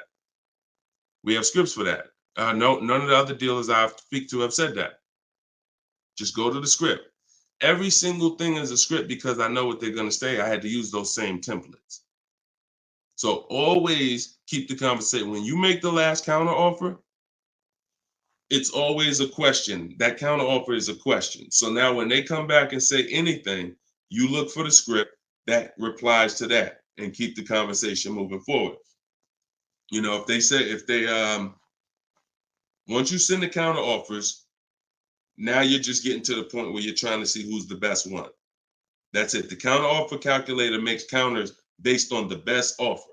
So whatever that best offer is, it counters everyone. See, and they may stop communicating because they're already high. So if somebody gives me a 1.1% lease and other people give me a 1.4, 1.5, 1.6, when I counter, I'm countering based on the 1.1. Because once one dealer gives me that type of discount, I know that y'all just choosing not to.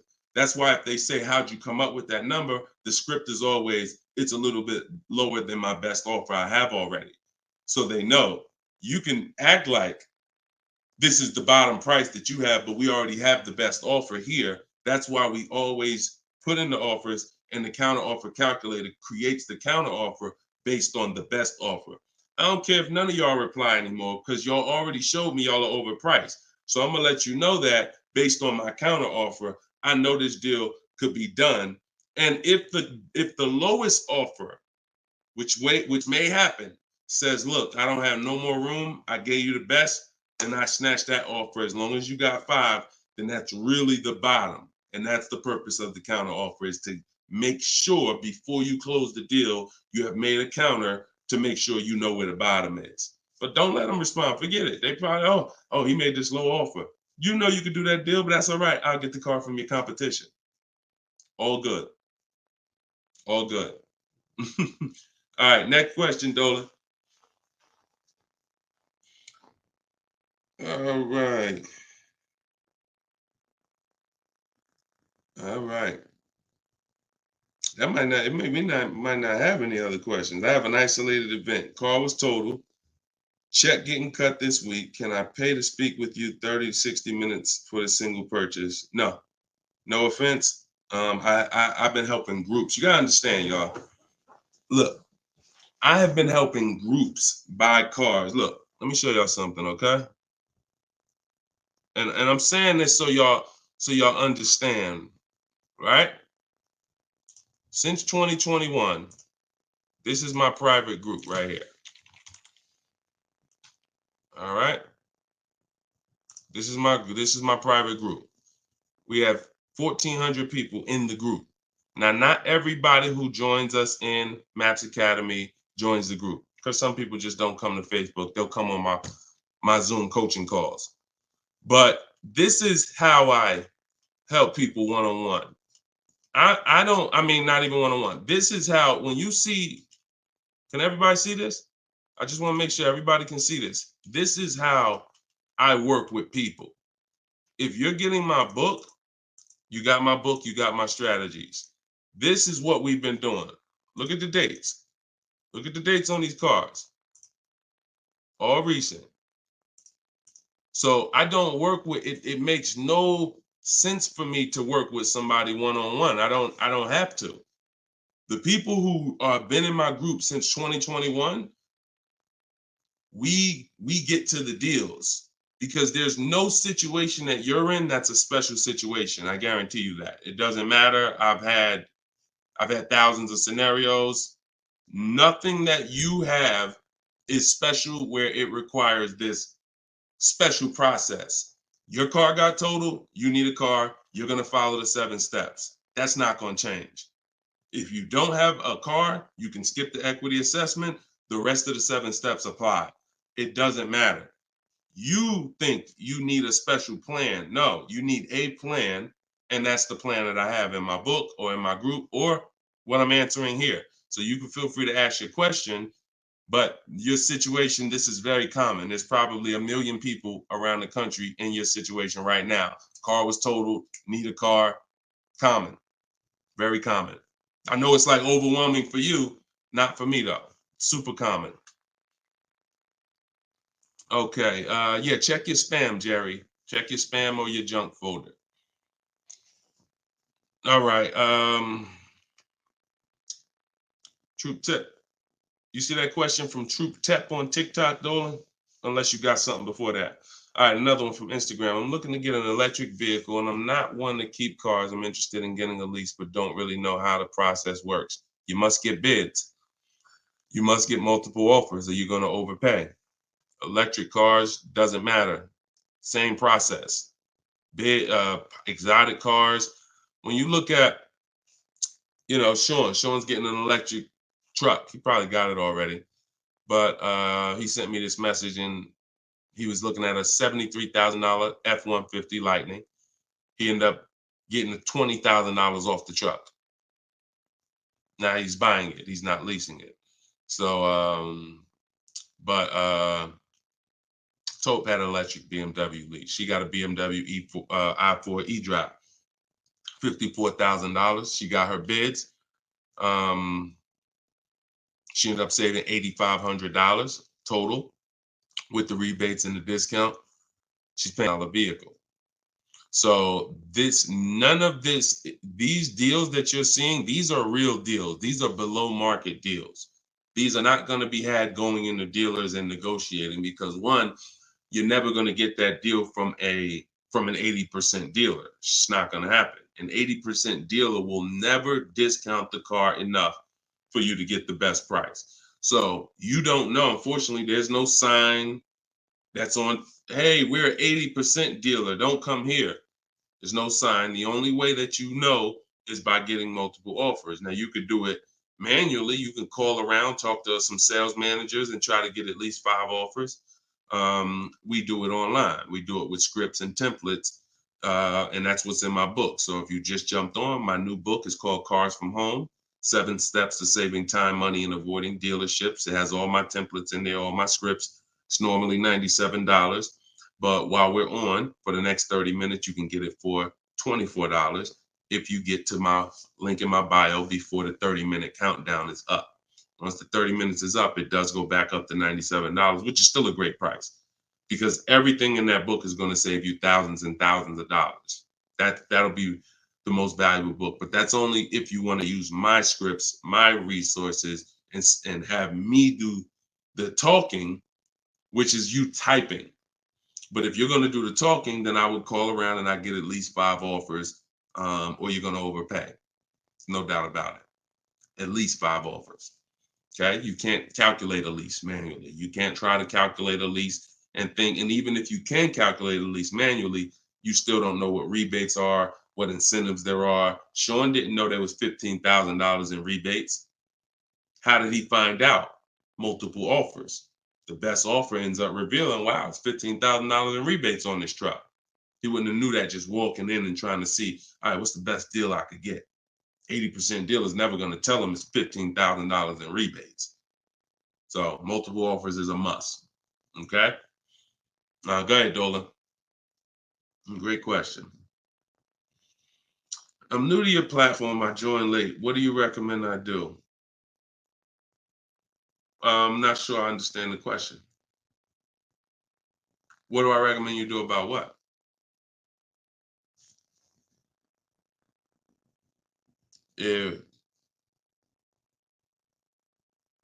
Yeah, Troop Tap. Send a follow-up question to that because I don't really know what you mean by that. What are you're new to my platform? Are you talking about this show? Just be a little bit more specific with your question. Let's see if we can get you an answer. Swagger at Instagram says, I have an S550, still owe 40 grand. I plan on paying it off by summer 2025. Should I trade it for an S63? Run a race and start another race.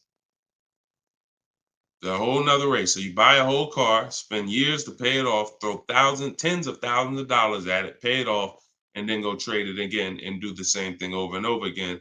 Next time with a higher price car that you will throw more money at. This is the problem. You don't understand leasing. That's the problem. See, there's no way to make that make sense. You still owe 40 grand on the S550. You're trading in your cars while they're still losing value every year dramatically. This is what we call the depreciation curve. If you've been on the show, you've seen it before. If this is your first time, this is how you understand what's going on with your car. This is the unseen expense. So when you buy that S-Class, it's losing thousands of dollars every couple months. And then you're see, there's three kinds of people. People who get great lease deals. Well, I'm not going to say that. People who lease, people who buy and keep long term, and they keep long term so that they can avoid the depreciation. And then there's people who are stuck in this middle right here. This is 2 years, 3 years, 4 years, 5 years, 6 years, all right here, when your car is losing the most money. So what you do is, see, it has nothing to do with how you paid for it. You can pay cash, doesn't matter. When you take a loan, now you're financing this depreciation and you're losing more. But when you say, all right, I bought this S-Class, now for the next 6 years, it's going to lose tens of thousands of dollars, and then I'm going to turn around and I'm going to trade it. You never get to a point like where you can win for the purchase. See, some of you've been taught paying off the car is the win. No, it's not. Paying off the car is not the win, because if the car is still losing value like this, if this is the way it's still depreciating, and you get rid of it anytime while it's like this, you lost. You lost. The key is to keep the car so where the depreciation starts to look like this. So now, if you were here and you had a 10-year-old S-Class or 11-year-old S-Class, maybe it's worth 10 grand. And maybe a year from now, it's worth 9,500. It's not losing that much value anymore. You've outlived the depreciation. That's when you win. That's the purpose of the purchase. There's nothing else important about purchasing because it's expensive. There's nothing else important about purchasing. No other benefits, in my opinion, about purchasing other than I can get to the point where I get here. I can pay off the car. What does that matter? It's still depreciating. I'm losing thousands. Now I'm gonna go trade it in, and I'm not gonna get anything for it because I'm replacing the car in its deepest depreciation phase. And I just haven't learned about leasing. I was taught not to lease. So that money you're tying up, when we were in Mercedes, a great deal on an S-Class. A great deal on an S-Class would probably be, they did them a couple times a year, probably could get one for about 13 and change. That was like a great deal, right? So 13 and change, you're talking, dividing that into the MSRP, which was about 110, and you're talking, okay, 1.2, 1.25, 1.3% lease on an S-Class, great deal. Now, y'all know I always teach the steal is under 1%. You're really not going to ever see an S-Class lease under 1% unless they just really want to get rid of them, but that's really never going to happen. 1.2, 1.3, 1.5 is the max. You're paying too much for a car you're leasing. But I want to give you a scenario. At $1,500, you're still under what you're paying for your car. See, because if I walked in and I wanted to lease a brand new S-Class, if I lease it and I'm paying $1,400 a month, then I'm driving a $115,000 vehicle, right? Now, if I decide I'm going to buy that same $110,000, $115,000 vehicle, every $1,000 is about how much per month, everybody, if you know. Some of you seen the video, some of you talk. Every $5,000 on a that you're going to borrow on a loan is about how much per month? $100. Exactly. So when you look at a $120,000 vehicle, 115, that's a payment of $2,300 a month. No money down. See, we don't talk money down because money down confuses you. In a lot of cases, it confuses you. When you look at the deal with no money into it, no money, now you can start to see how much money you've kind of been missing. Evaluate the deal with no money. Then you choose to put money down if you want, but you evaluate it with no money. So now you got a brand new S-Class, great deal on a lease, $1,400 a month. You gotta buy that to purchase the same exact S-Class, $2,300 a month. And then you get people who might be like you, who say, you know what? I ain't gonna get a new one. You haven't learned about leasing yet. You say, I ain't gonna get a new one. I'm gonna get a pre-owned one. I'm gonna get a pre-owned one.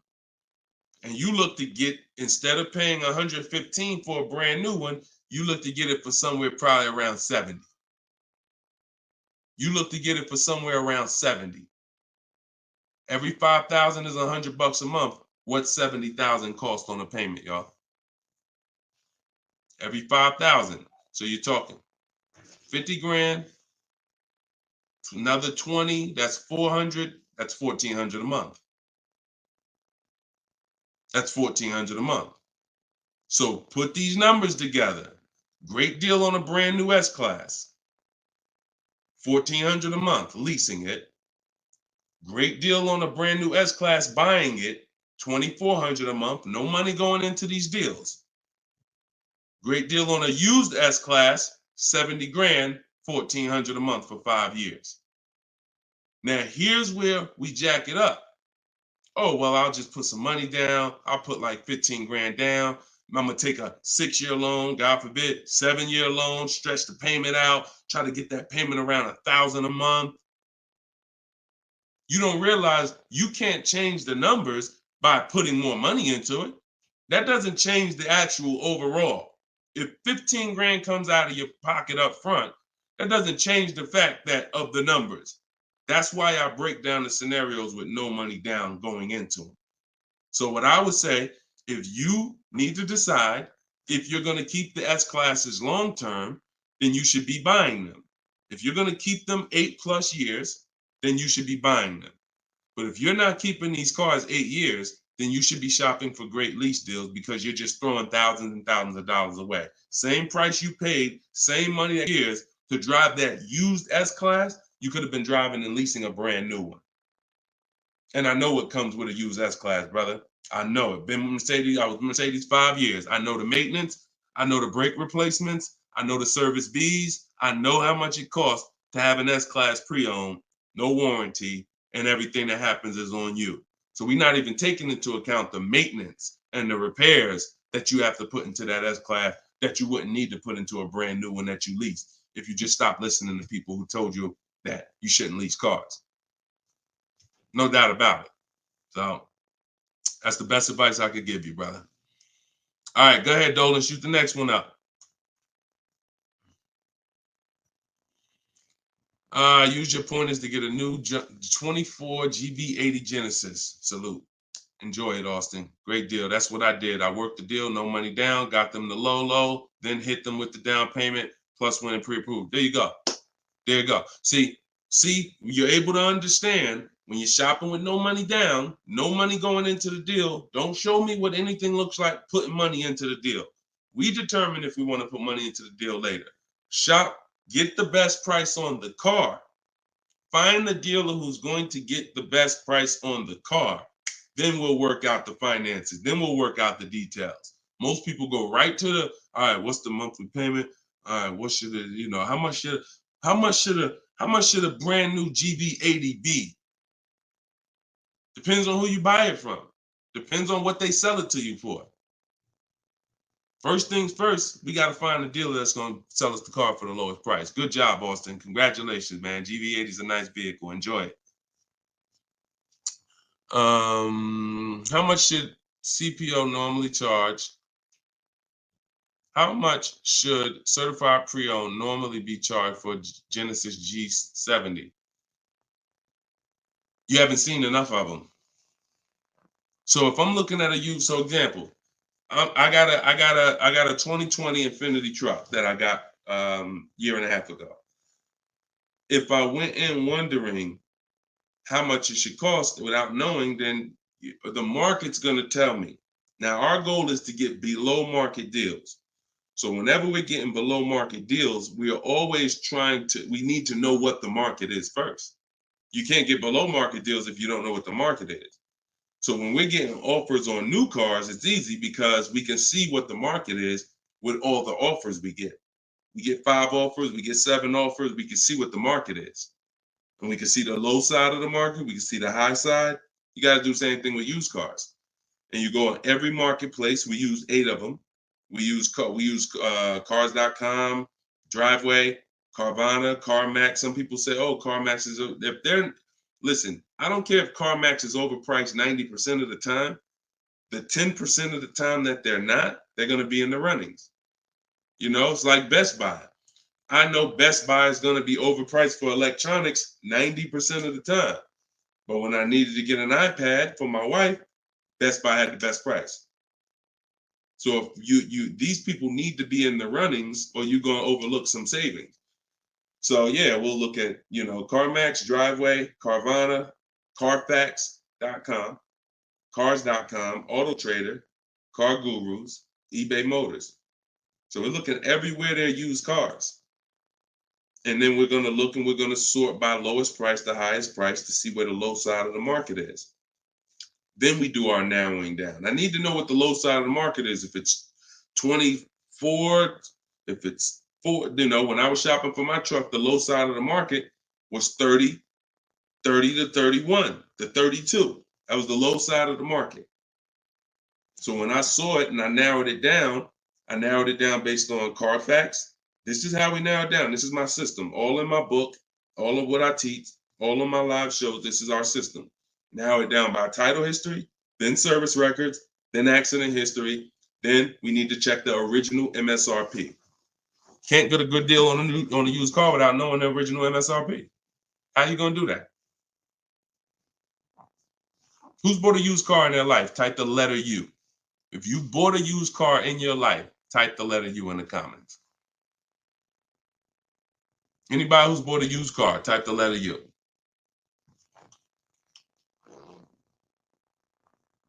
Okay, Cash, I see you. Andre and TikTok, I see you. Okay, Cash. All right. King of Rap, I see you. Okay. If anybody bought a used car, okay. How you get a good deal without knowing what the car was originally? I gotta tell you, I'm the bad news first person. I can lead you to the good news. I gotta tell you the bad news first, though. Think about that. How am I buying something used knowing how much I'm saving without knowing the original price of the item? 2 reasons. 1, I need to know the original price to know what real discount I'm getting. 2, I need to know what's in the car. So when I narrowed it down to I had 4 Infinities that I had narrowed it down to. They were all white. They were all asking between like 31 and 32, similar price range. This is where we get in trouble at. I pull the original window stickers of the cars. I see that one of them brand new was 46. One of them was 48. One of them was 52. And the one I got was 54.5, brand new. So I'm able to see the discount percentage. In my book, I call this the true value percentage.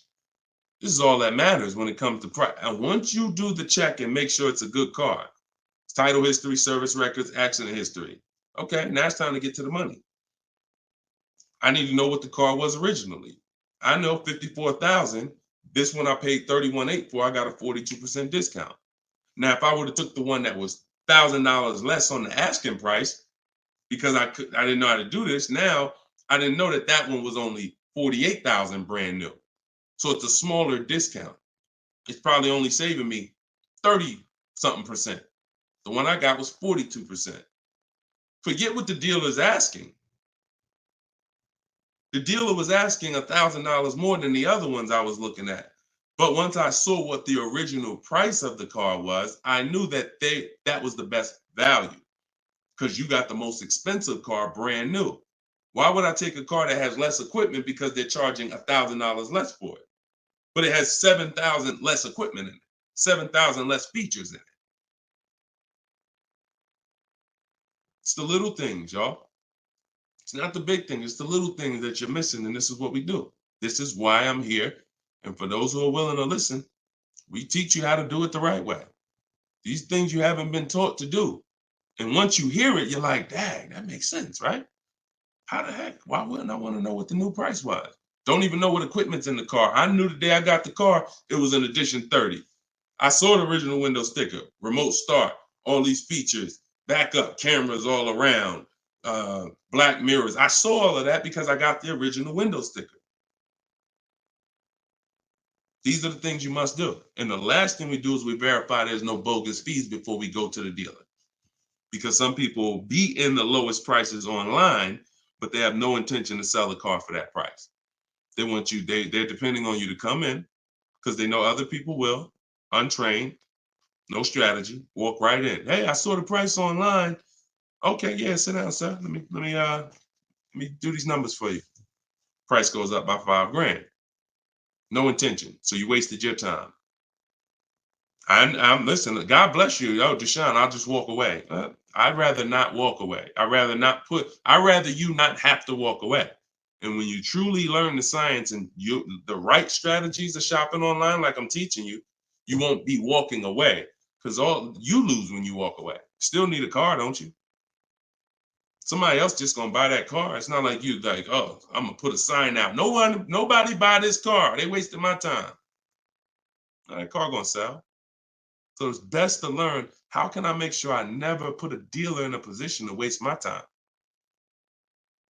Because while you were at that dealer that was overpriced, the best price car was selling.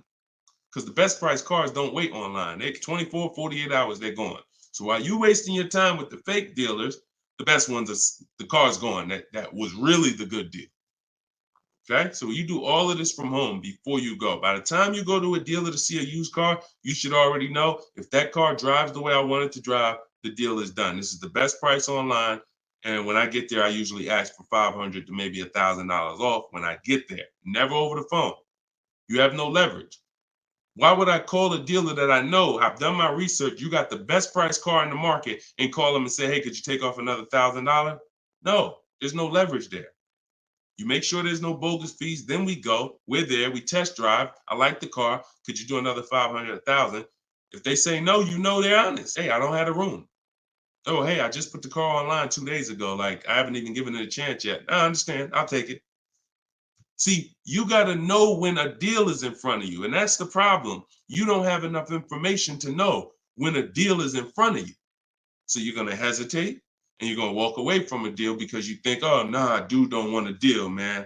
I asked him to take off $2,000. I said, you can't take off $2,000. You didn't do your research. Because dealers use a tool called V-Auto. They know where their car is priced in the market. V-Auto tells them where every similar car is priced at online.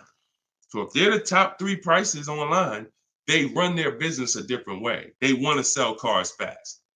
You can't go in thinking you're negotiating with someone who marks their cars up by thousands, who's number 15 on the price list. You walk into the best price deal online and think, yo, I'm asking for $2,000, $3,000 off. Let's go. You don't want to negotiate? No, you got it. When you do your research, you know where the best price is. And that's what I want you doing. I want you walking in, if you're shopping for a used car, knowing this is the best price car in the market. I verified there's no bogus fees. I'm going to drive it, and then I'll ask for a little money off when I get there. And regardless of the answer, I know I won. They split it with me, I won. They can't do anything more because they're the lowest already, I won. If they accept the offer because they're just like, listen, you drove down, man, let's go, let's get it over with, I won. Either way, I win. That's the name of the game. Thanks, Austin. I appreciate you, man. Go ahead, Dolan. Next question. Okay. Casa Day, can y'all keep, if y'all gonna spend some time with us on TikTok, can y'all tap the screen and just run the likes up for us so we can get TikTok, so we can make sure TikTok knows we're doing something big over here. They can send some more people over. Appreciate y'all. Yep. Thank y'all. I see them running up. Thank y'all. Every couple minutes, y'all just tap the screen. It just helps the broadcast. We appreciate you. This is from Facebook. Casa de Cel. Hi, I'm paying off a Land Rover. Blue Book says its trade-in is $40,000. That's garbage. So throw that out the window. Blue Book is trash. Blue Book is a marketing website. They don't buy cars. And so what you want to do is you want to get a real number, which is an offer. Your car is not worth what an algorithm says it's worth. Your car is worth what someone's willing to pay you for it today. So you want to go, this is part of our process we call equity assessment. There's 7 steps in my book. Once you decide leasing versus buying, that's step 1. Most important question is, am I going to lease or buy? Because you can't get a good deal on a purchase if you should have leased. No way. If you were supposed to lease because you don't keep your cars 8 years, but you bought, you have a horrible deal. You're going to lose tens of, it depends on the price of the car, you'll lose over 10,000 on a higher price car. You probably lose 4, 5, 6 grand on a lower price car, at least 4 grand, 5 grand. So that's step 1. Now, once you decide that, we move to step 2, which is the equity assessment. Equity assessment is any vehicle we have, we need to assess if there is equity in it or what the equity is. And it's based on offers. So when you go to Kelly's Blue Book instant cash offer, not KBB, not Blue Book, instant cash offer, Kelly's Blue Book, you're going to see that Kelly's Blue Book led you astray. In most cases, telling you your car is worth $48,000. Because this is when we begin to expose that Kelly's Blue Book was a marketing website and they would tell you anything. Kelly's Blue Book is owned by autotrader.com. What they began to do maybe 7 years ago is they begin to buy cars. So they didn't just give you there was a little button on here that says, we'll make you a cash offer. And I would do this with people in the dealership when I was there. They would come in and say, hey, Blue Book said my truck is worth $48,000.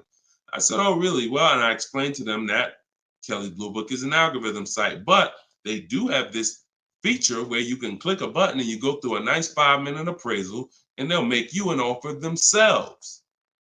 So now let's go through this and let's find out what they're going to offer you.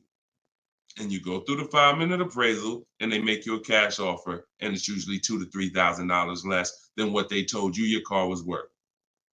So they'll send you into a dealer fighting for a number that's not real, and you're looking unresearched, unaware, walking out saying, oh, well, I know my car's worth 48. So that's why we don't use them. And again, the offer you're going to get is from them. So it's not even like, well, oh, we don't use Kelly's Blue Book. And then, no, we use Kelly's Blue Book, the instant cash offer tool. And you're going to use that. You're going to use CarMax. You're going to use Carvana. You're going to use Driveway. You're going to use AutoNation, Sell My Car. And you're going to use Car Guru, Sell My Car. And this will take you about 20 to 25 minutes. You're going to get 6 offers because everything we do is a bid. And then you'll know what your car is really worth. That's the first thing. Before you think about what you're going to replace the car with, let's get the real most money for your car. Equity assessment. So do that first. Okay? Yeah, Kelly's Blue Book is trash, but not the instant cash offer tool. But yeah, we would be sitting there and the person will have their printout, like a number like that, 48,000. And then we go right through it and they're like, oh, wait, now they only offer me 45. Yeah, right? So if the people who told you your car is worth 48 is only offering you 45 for it, what does that tell you? Oh, go back to that site that they offered you 48. You see all those banners, see all those marketing banners and ads? Yeah, that's why they need millions of people to come there to have that make sense for them. All right, go ahead, Dolan. Next one. Right. This one's TikTok. Can I get advice on walking in a dealership with a check in hand strategy? Don't walk in with a check in hand. 80% of deals are overpriced, Andre. You can walk in with a check in your hand. If you get somebody who's really good, they're gonna take the check. And that's the mission. Get that check out of your hand into our bank account. And if you're dealing with an 80% dealer, you lost. See, again, I'm giving you boundaries so that you can understand. If you break the boundaries, if you choose to go over the boundaries, that's fine. But I've been doing this for a very long time, and everybody that knows me, everyone that's close to me, be it here in New Jersey or be it in my group, they know that I'm the person who helps you save the money on cars. I would put my money against anybody that I'll get a better deal than you. Now, if you're shopping, I wouldn't put my money against any of my people who learn from me. Anybody that learns from me, I wouldn't bet that I could get a better deal than them. If we got the same time frame, we're gonna get about the same deal. But somebody who has no strategy, just shopping, going into dealers, I'll put any amount of money. I bet you $1,000 today that I get a better deal than you without even leaving my house. So I want you to be in that position because you don't know who you're dealing with. If you're in an 80% dealer, they knock off $3,000 for you, $5,000. You think you won? Look, look, Kimberly. A little while ago, she got a Maserati. Posted this in the group. It was a $91,000 Maserati.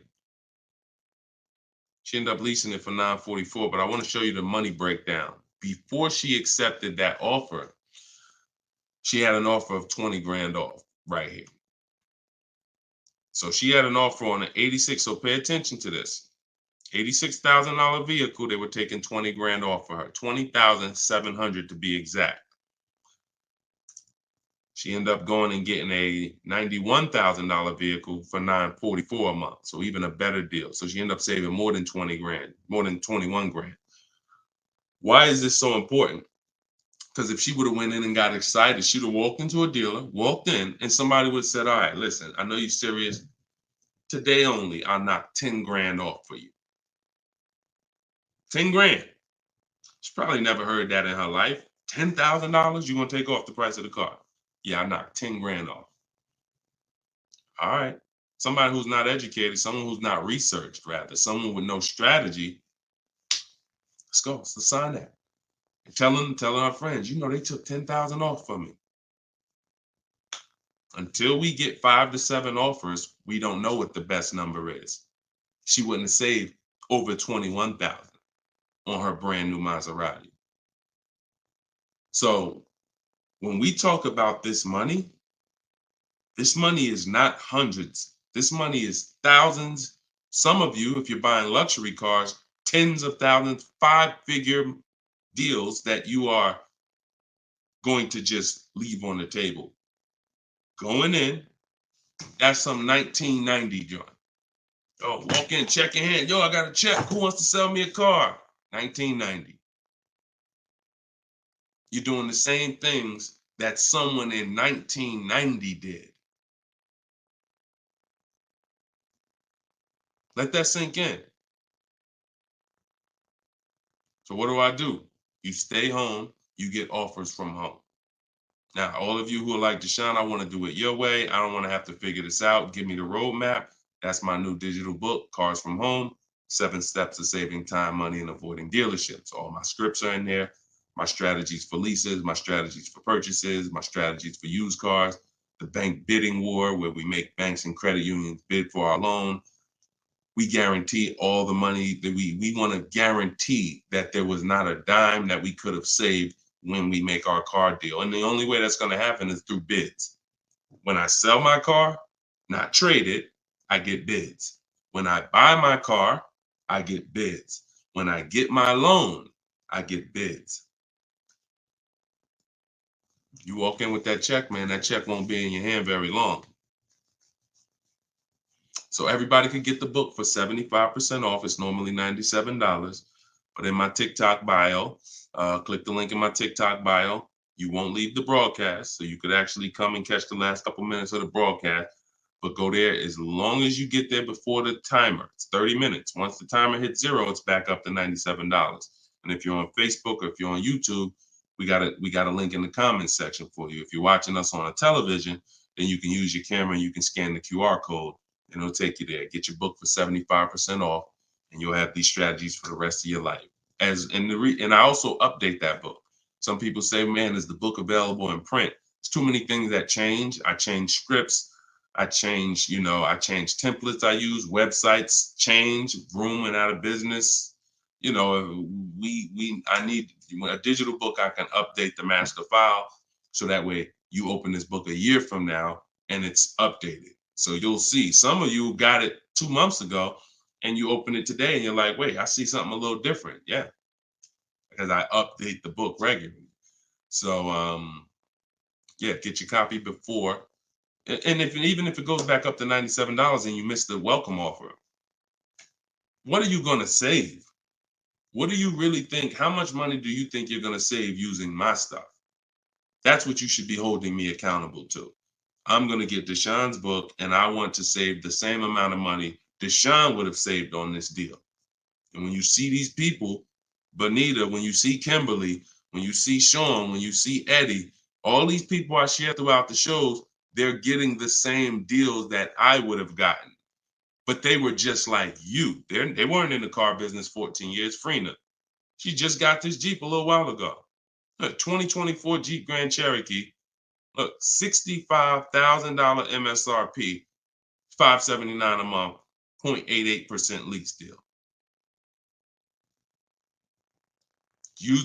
I used all the scripts, contacted the dealer, I followed the program, used the scripts, contacted the dealer, sealed the deal.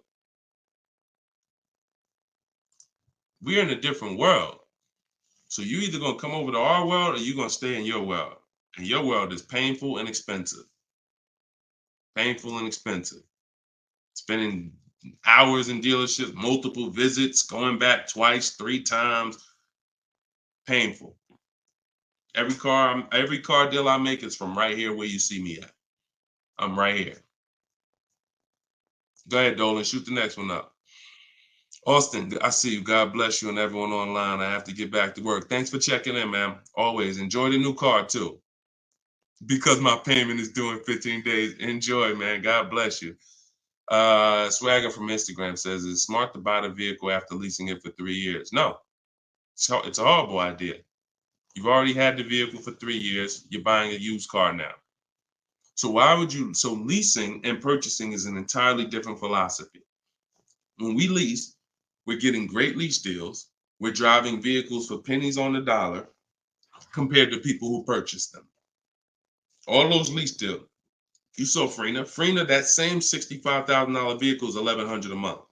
Someone is out there paying, unless they put up a ton of money down, they are out there with that same Jeep that Freena just picked up and they're paying $1,000 plus a month for it. She's paying $579. Why? Because they said they don't lease? Well, you go ahead with your non-leasing stuff and pay double what I'm paying. Now, if you're keeping the vehicle forever, 8, 10, 12 years, in my book, I created the 8-year rule. The 8-year rule is when you begin to win as a purchaser, because that's when the depreciation is going to cool off and make sense. You can get some of this money back because the person who's leasing is killing you. In terms of the money that's not coming out of their household compared to yours, they're killing you. So you now need to try to catch up one day. And if you catch up, the only way you catch up is you keep your car until the depreciation cools off 8 years, 9 years, 10 years, 12 years. And that's where you win. You can't do that with a lease.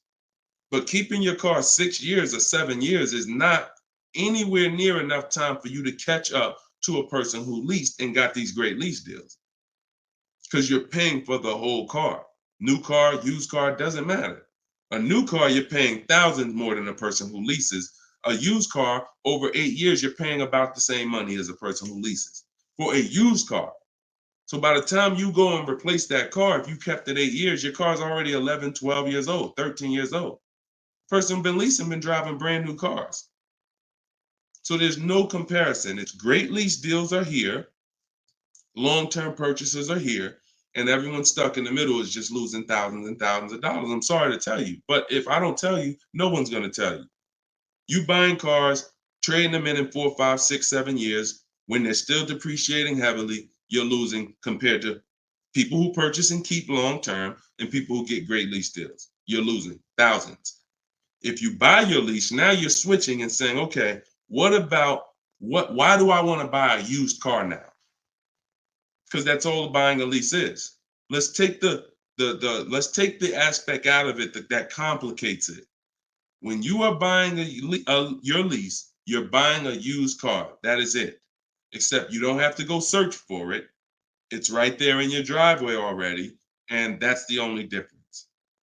So what makes you say I'm going to stop leasing to buy a used car? You'd have to be saying I'm ready to keep something long term, 8, 10, 12 years. So if you're ready to keep something long term, then buy it.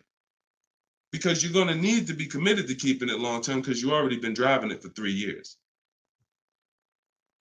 You've already been driving it for 3 years. So where are we actually going? You're going to look up in 3 years, 3 more years, and you're going to say, Dad, I had this thing 6 years now. Now, if you're like most people who buy their leases out, you're going to take a 6-year loan. Because in order to get a comparable payment to what you were paying for your lease, you're going to need a 6-year loan.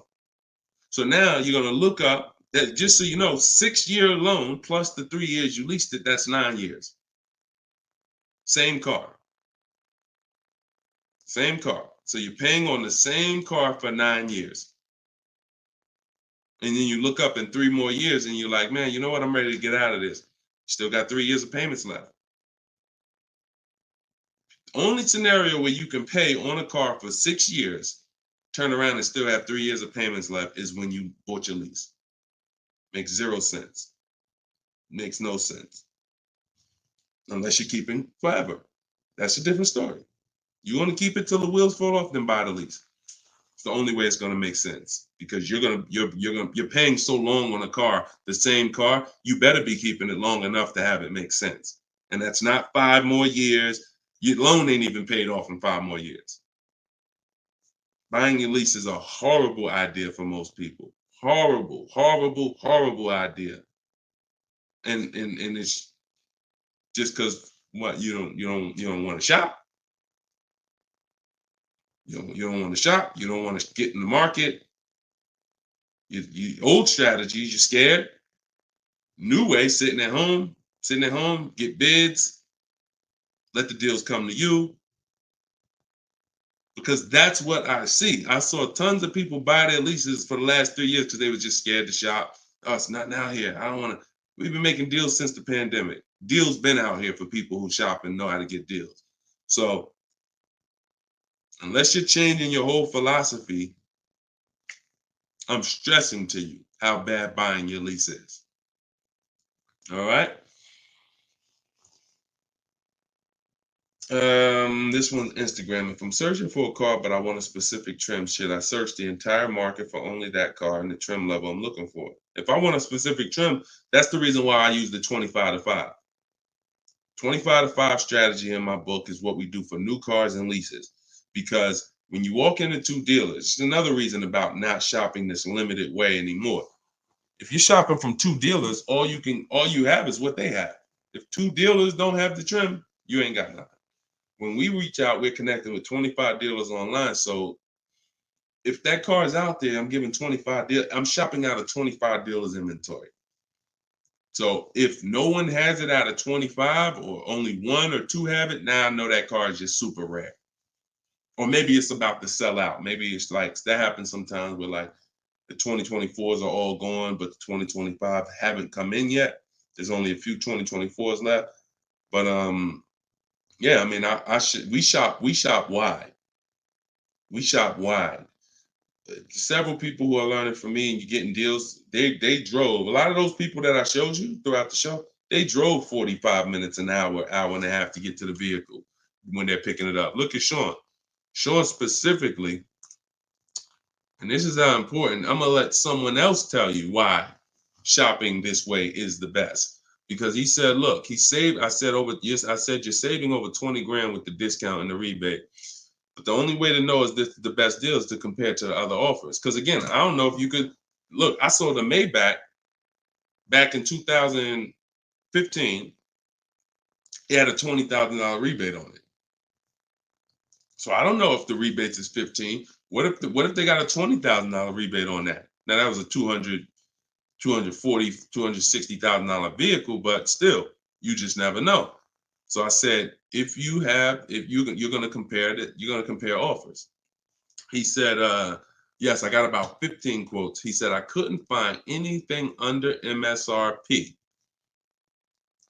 He ended up expanding his search to 150 miles to find this deal.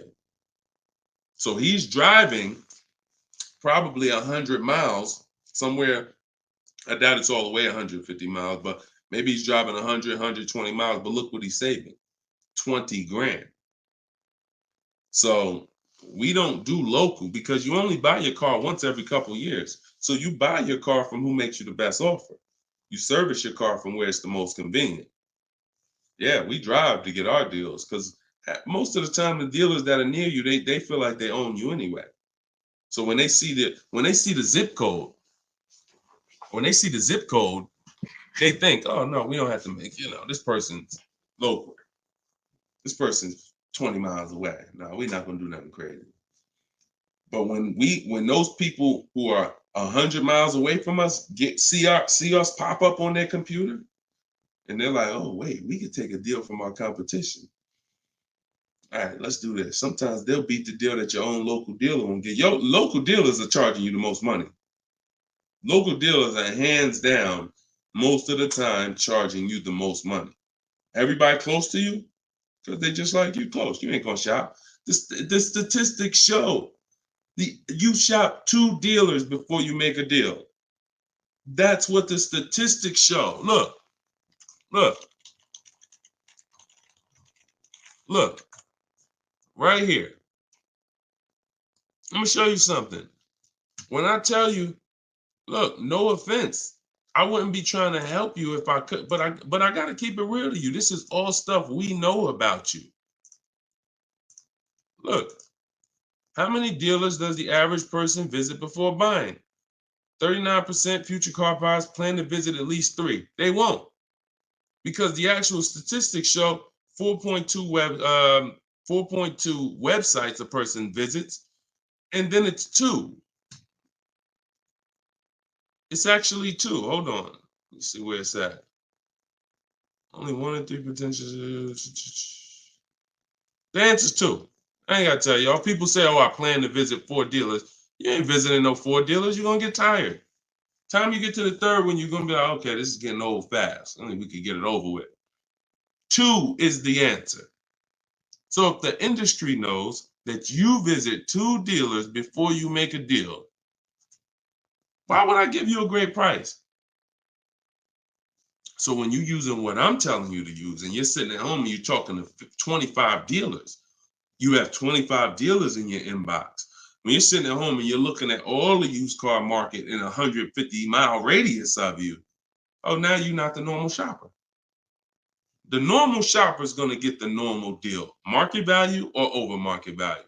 That's what normal shoppers get, depending on how bad you are, over market value, depending on how unaware you are. But market value, over market value, that's normal. People with strategy, multiple dealers getting bids, below market. That's the difference. We shop wide. This local is dead to us. Local is dead to us, and it should be dead to you. I want you to kill it. All right, kill that whole mindset. I don't need to buy my car locally. I'll drive into the next state. I remember Shonda last year, California. She bought a Volvo, and she said to Sean, she's in our group. She said everybody in Northern California. She said my best deal. I think she was saving like $3 grand off MSRP. And she's like, but it's a dealer in Southern California, though, that's taking like $6 grand off of me with my Costco rebate. I said, okay, what you gonna do? She said, I just bought a plane ticket, $79. I said, there you go. That's what I would have did. That's a sweet plane ride. I'm taking a plane, $79 to save $3 more grand than my local dealer was gonna give me up here. Sweet plane ride. So local's dead to us. We go where the money is. and we enjoy that ride home. Nothing like driving home for an hour knowing you just saved a ton of money. So that's it, y'all. We've been on for about an hour and 15 minutes. We like to keep these shows right around there.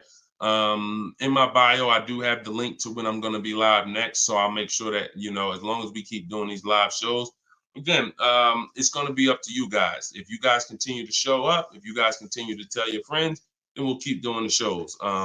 But if not, we can certainly do the broadcast, because the broadcast, people get value out of them. So we've seen it, for the last 3-4 weeks since we've been testing this, we've seen people get value out of the rebroadcast. So what's the point in Deshone coming live regularly if people are going to sit and watch the rebroadcast? So, but if y'all going to tell people when we live and bring people and share, then certainly we'll keep the live shows going. But the entire show is sponsored by my new digital book, Cars from Home. So if you want everything I teach in one place, you got it right there. We don't hold back on this show. We don't hold back in my social media videos. That's why they're, thank God, continuing to be seen by millions of people.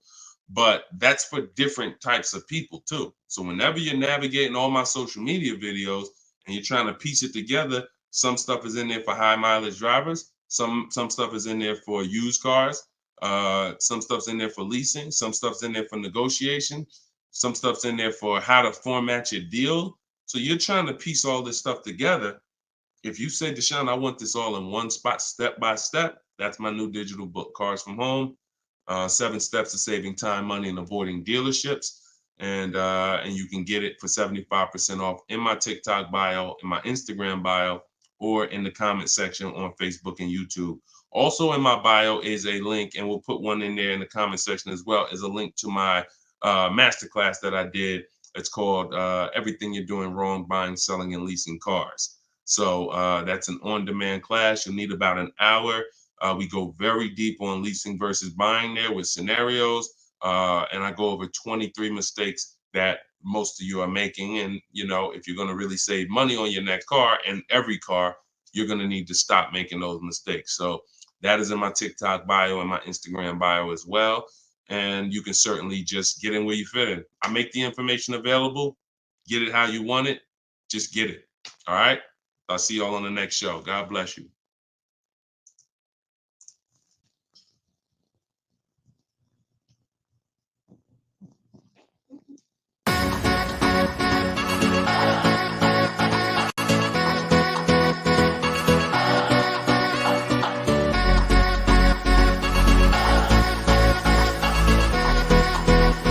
The worst possible thing you could say when you walk into a car dealership. I spent 5 years with Mercedes-Benz, 5 with General Motors, and the worst thing a person could say when they walk in is, if you could just get me to this payment, we got a deal.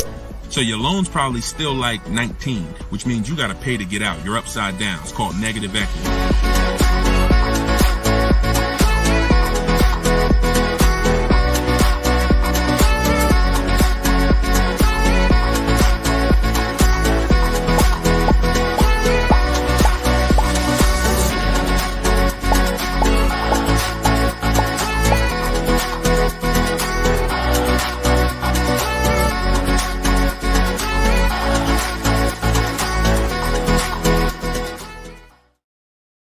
What's going on? Welcome, everybody. This is episode 9 of Car Shopping Questions and Answers. I'm your host, Deshone, publicly known as Deshone the Auto Advisor. We're live now on 4 platforms: TikTok, YouTube, Instagram, and Facebook. And this is our live show. It is Tuesday at noon. We do these shows throughout the week to make sure when you are ready to get car shopping information that no one else is going to give you, you know where to come for it. So you guys can start typing your questions while I take care of the housekeeping. We have Dolan in the background who'll be bringing your questions in. Shout out to the people running the likes up on TikTok. Appreciate y'all tapping the screen.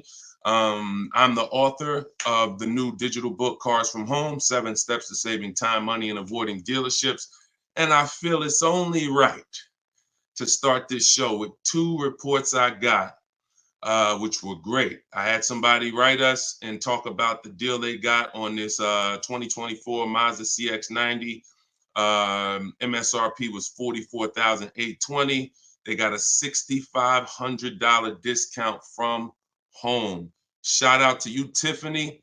I appreciate it. This is what we do. And when we think, when we launched this live show a few weeks ago, my plan was my prayer rather was that people would take the book, use the book, write me your success stories so we can feature you here and feature your deals. These are below market deals. These are not advertised deals.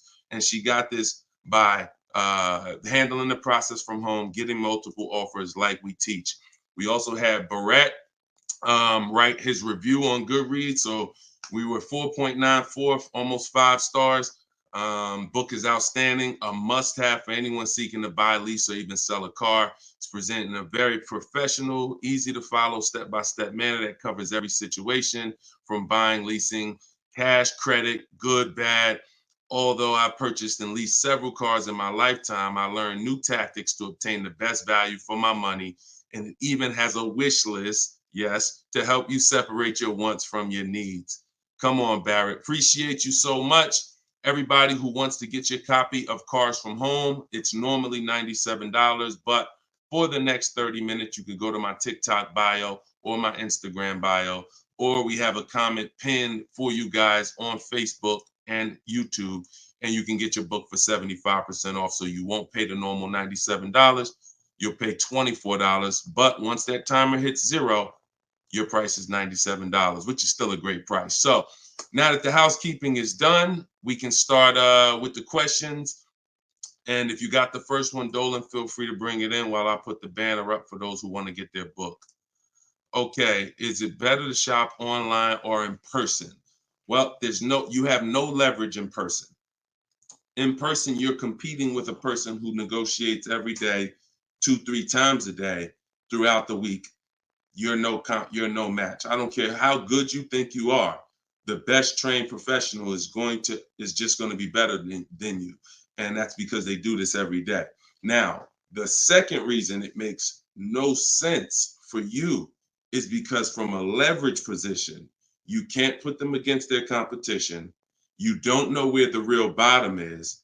And so you're going to overpay. And even if you get a good deal, who's done this? Be honest. You leave the dealership and you're like, you think we did okay? You think we could have got a little bit more? Think we could have got a little bit more off? That's called buyer's remorse. That's the seeds of buyer's remorse. Anytime you wonder if you could have got more money off, that's buyer's remorse. So we never wonder, and the way you don't wonder is by shopping online, getting multiple offers from multiple dealers, letting people compete for your business, and then choosing the best one. And if you really think about this, this is how you shop for everything in life. This is how you shop in the grocery store. When we go into the grocery store, we're not looking to try to not overpay for the spaghetti sauce, right?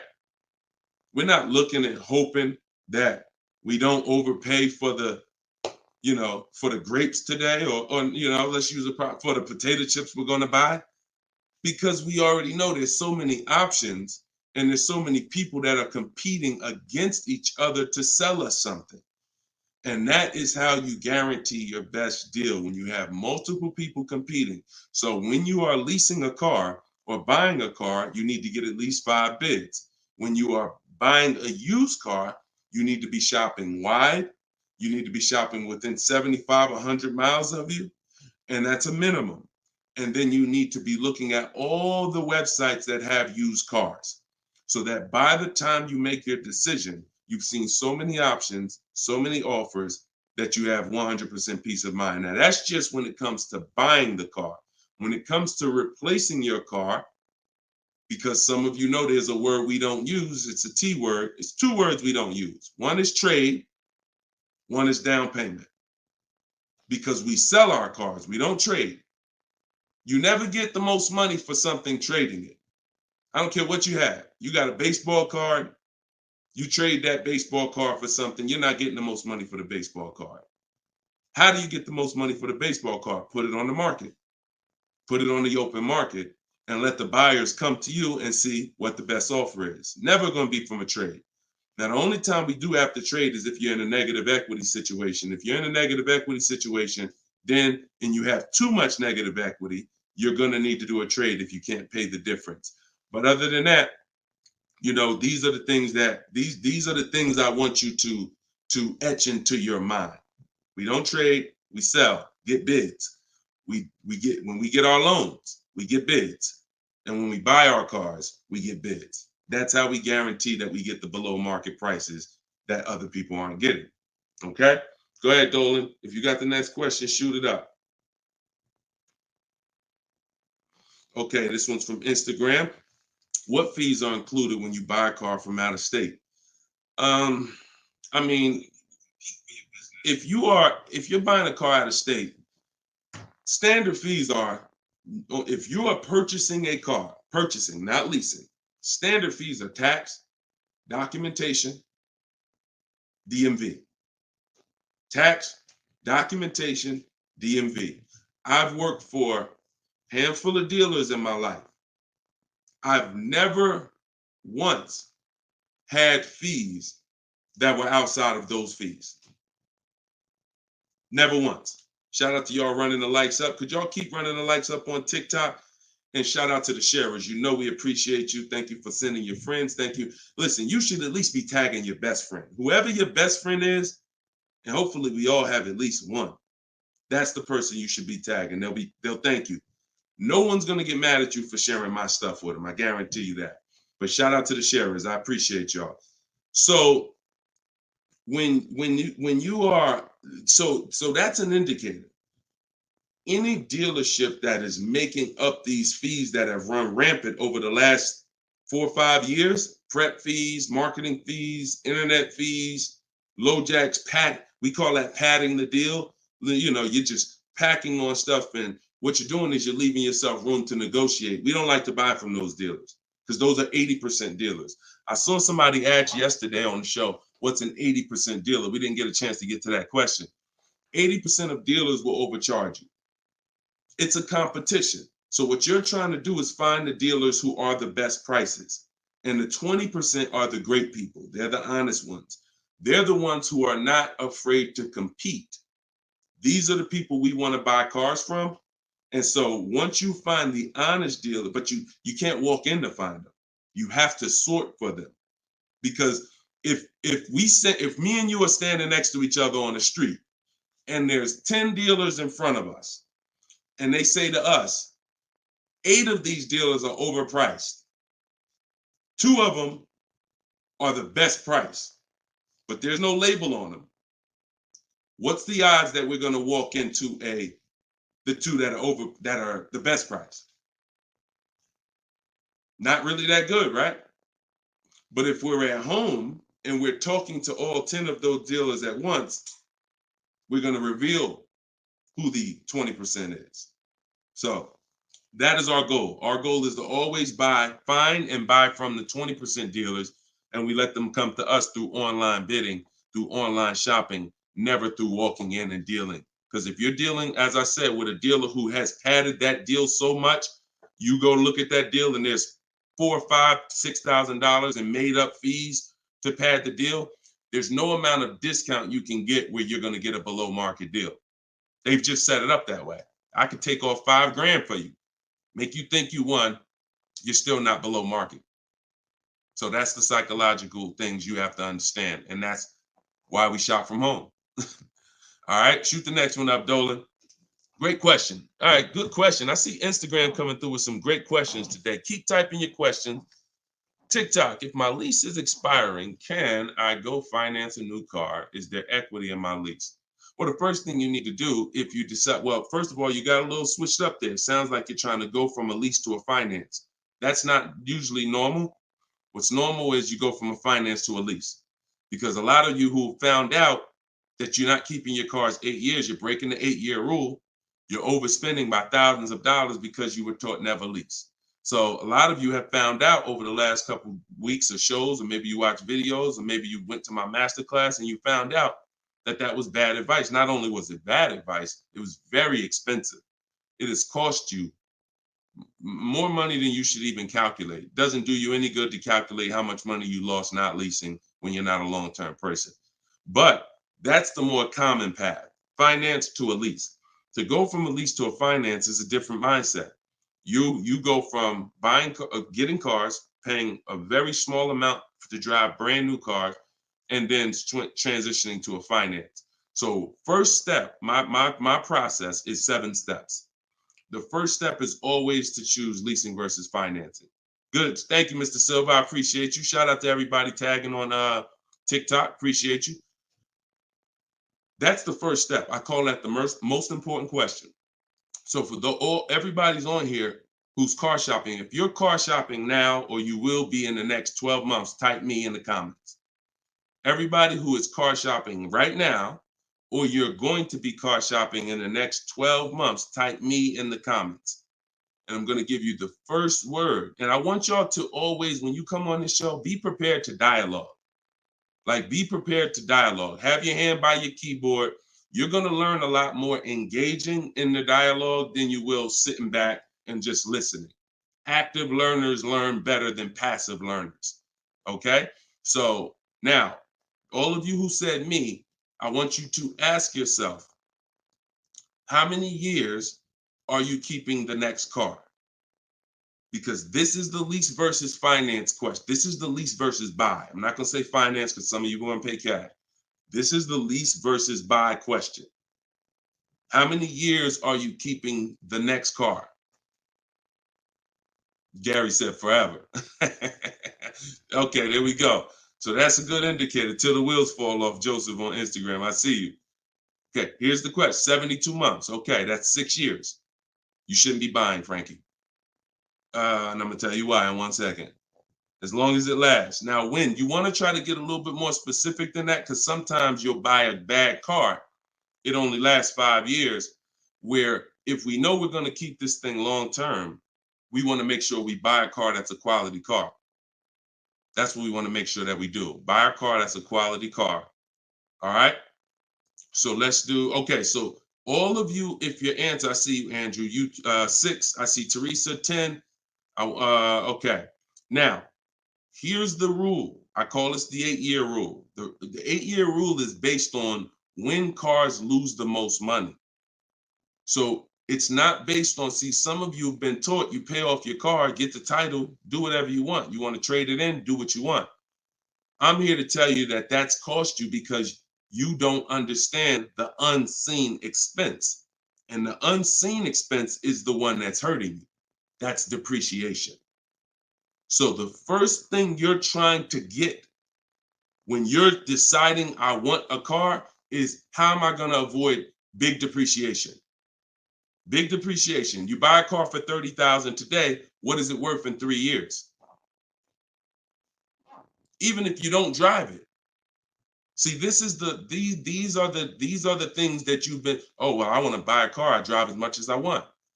But even if you don't drive a car, if I sat a car right outside your house right now and said, Lily, this car is worth $30,000, and you said, Deshone, I don't need a car. I already got a car. And I said, but it's yours. Here, it's yours. It's worth $30,000. You don't drive it. You come back a year later. What's that car worth? Told y'all, stay by the keyboard. What's the car worth? See, we're going to dispel this myth right now, because some of you don't understand, because of what you've been taught, that you think, oh, if I buy a car, I can drive it. I don't pay for the mileage. I'm going to show you that not only do you pay for the mileage, you pay even if you don't drive it. See, look, Alvin said 24. Look, didn't drive it 1 mile. Days on Instagram said 24. Look, didn't drive it 1 single mile. That's probably accurate. So think about that. If that's many people will mention depreciating assets. That's a very common word, but we're now going deep on what that actually means. Depreciating asset means I purchase something, I acquire something, whether I use it or not, it's going down in value. If I use it more, it goes down in value more. So the first foundation that you need to get is leasing versus buying. This is why if you don't lease, but you should have leased, there's no way to get a great deal. Because when you get great lease deals, Some of you seen Danielle. Danielle got an Audi A3, $44,000 car. She's paying $550 a month, no money down. So that's Danielle. So when you consider what that car would have cost her if she purchased it, no money down, probably would have cost her about $900 a month. $900 a month. Every 5,000 is about $100 a month, depending on interest rates. 5-year loan. So foundation. So what you're trying to do is avoid the depreciation. Y'all know when I break this out, y'all know what this means. Some of you, if you're new here, you may not know, but this is what this means. This is how your car loses value year 2, year 3, year 4, year 5, but then it starts to level out. And what you want to get to, forget paying off the car. You could have paid cash for it. Doesn't change this. Deshone, I got a loan on it. Doesn't change this. This is the actual asset value. This is the car's value. Forget the loan that's attached to it. This is the car's value. So your goal in purchasing, if you want to avoid this, see, some of you buy cars, trade them in here. Trade them in here. That's 2 years, 3 years, 4 years. You're trading the cars in when they have lost the most value. And that's a losing formula. Now, there's 2 ways that we avoid this. One is long-term ownership. Who has a car outside? They've had it for more than 8 years. More than 8 years. Type me if you have a car in your driveway or in your household, you've had it for more than 8 years. Type me. I see you, Gary. Okay. Okay, I see you, Sergio. All right, more than 8 years. I see you, 12. Now, this is where you win. Here's why. Your car is no longer losing value like this every year. Now it's only losing a little bit. Now it's only losing a little bit. You beat depreciation. See, the goal with a purchase is to beat depreciation, not pay off the car. You could pay off the car and still lose to depreciation because you replaced the car in the early life cycle. So if you are not buying the car with the intent to keep it long term, 8 years, there's no comparison to a person who's leasing. So there's 2 sides. One is the people like Danielle. One of the people who are like, Deshone, I'm not keeping a car 8 years. You should be shopping for aggressive lease deals, not normal lease deals, below market lease deals. That's what I teach. Or you should be purchasing, getting great deals, below market deals on purchases, new cars, used cars, with the intention to keep them long term. That's it. So that's all step 1. I call that the most important question. That my book is broken down into 7 steps. It's called Cars from Home, 7 Steps to Saving Time, Money, and Avoiding Dealership. Step 1 is the most important question. That's what we just hit on. It's the leasing versus buying, because you need to pick a side and you need to have a long-term plan based on what side you're picking. You can't be stuck in the middle. Stuck in the middle, you're going to lose all the money. You lose all the money stuck in the middle. Purchasing cars, flipping them in 3, 4, 5 years, you're losing all the money. Buying your leases out at the end, you're losing all the money because you're mixing the 2. Lease or buy long-term. This in the middle right here, that's the danger zone. Everybody clear on that? If we're clear, type clear. If we're clear, type clear. All right? This is Monday's live show. But wait, what day is it? This is Tuesday. Tuesday's live show, 12 o'clock. So whenever y'all don't see the banner on the show, then you know it's live. If you see the banner that says when we're live, then you know it's one of our rebroadcasts. But if you don't see the banner, that means we're live and you can start typing questions. All right, clear. All right, everybody's clear. Now let me hit the second part of Frankie's question. Okay, and for those who just came on, everything I teach is out of my new digital book. It's called Cars from Home, and you all can get it for 75% off. It's normally $97, but in my TikTok bio, in my Instagram bio, and in the comment section on YouTube and Facebook, we put the link there for you so that you can get your copy for you won't pay the normal $97, but you only got 30 minutes. It's a welcome offer. Once that clock goes down to 0, your price is $97, which is still a great price. You saw how much money Tiffany just saved on her new Mazda, just using what's in the book. Saved herself, I think, $6,000. So go ahead. So, and then you move into the equity assessment. So once you decide, Frankie, which you already said you're only keeping the car 72 months, you should not be purchasing. Because if you purchase, we already went to what's going to happen. You can't win keeping that car 6 years and then replacing it. So you should now be doing your equity assessment, which is calling your bank, get your payoff, and then you're going to go to the cash buying websites.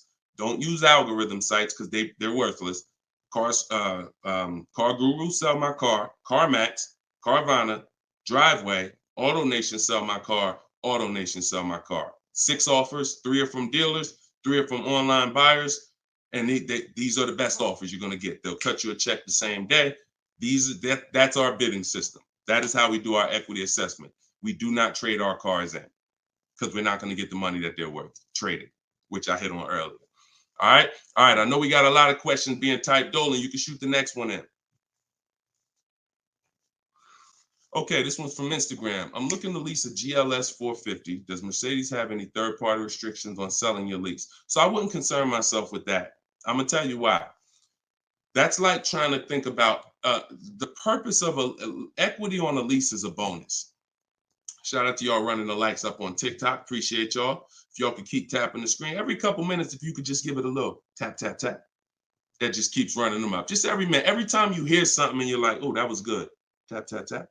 And it'll just keep the likes running up. Keep TikTok notified of what we're doing over here. So you never want to base the car you're going to lease on if it's going to have equity at the end. The benefit of leasing is driving cars for pennies on the dollar compared to what people purchasing them. And you're avoiding depreciation that people purchasing the vehicles are going to take. That's the benefits of leasing. Now, there's a lot of other benefits too. I mean, you're driving a new car. You're under warranty most of the time. Depends on how many miles you drive. So if you drive, 12,000 miles a year, most bumper-to-bumper warranties cover that. If you drive 15,000, maybe you won't have a little bumper-to-bumper at the end, depending on what you choose. Mercedes has a 4-year 50,000 bumper-to-bumper. But the benefits of leasing are what I just laid out. Equity is a bonus. We don't want to look, equity is not something we ever want to base the vehicle we're going to lease off of. It's too many market changes that could affect it. A car could have high resale values now, and then in 3 years it doesn't, which means any equity will be eliminated because of the 3-year-old used car market. So you don't want to shop like that. You don't want to shop like that. Focus on, and what I teach in my book is you're going to pick 3 vehicles. Good to see you, Judith. You're going to pick 3 vehicles because leasing, it's so easy to get a great deal purchasing. So easy. On a new car, forget about it. The bids, forget it. We're going to find the 20% dealers. In my book, I have all the scripts because I don't want you talking. Who'd rather get great deals without talking? Be honest. Who's not a good negotiator? You're not a good negotiator. Type not me. Like you just be honest. I don't ever want you to put yourself in a position where you need to talk. And if you start talking to somebody who's trained to talk and dissect and get information and then tailor a deal, you're going to lose. So in my book, everything is silent. The only people we talk to when we talk to people are managers, because those are different conversations if we need to have them. We're never talking to salespeople besides when we're coming on to test drive the car. We're never talking to salespeople because we just don't know who we're dealing with. So when we're online, we're always typing. That's why I say go online. My strategy is called the 25 to 5. We go online and we contact 25 dealers, go to their website. I have copy and paste templates in there that you just fill in what you want. But if you're going to do it your way, that's fine. But I'm telling you, you don't want to deviate from this format because you're going to get yourself in trouble and you're not going to get the results. You want to be able to connect with a large amount of dealers so that you could get 5 offers, at least 5, because 4 are going to be overpriced most likely, but 1 is going to beat everyone else. So, but when it comes to a lease, there is the lease program that the dealer can't control. So we don't know what a lease program is until we shop offers. So there's no way you can look at the residual value. You can look at all this money factor. I know some of you who are in the math, you're like, oh, well, I'm gonna just look at the money factor and see. You can't tell because it can have a high money factor, but it have some good rebates. The only way we know a great lease deal is to shop the market, get our offers, and then if the lease program, if the best offer doesn't get you under 1.5% with no money down, then it's a bad lease program. It's a bad lease program. In which case, we move to another vehicle. So I'm not going to ever co-sign leasing a bad vehicle a vehicle with a bad lease program. I've had all types of people hit me, Deshone, I'm looking at this Range Rover, man, but I did all the offers, and they'll be in the group. We have a private group, and I get to talk to people all around the country about this stuff. So they're like, Deshone, you think I should move on? I'm like, look, you could wait till next month, see if the program gets better. But I'm never going to co-sign signing a bad lease deal. You're paying too much money for a vehicle you're giving back in 3 years. So you're defeating one of the major benefits of leasing.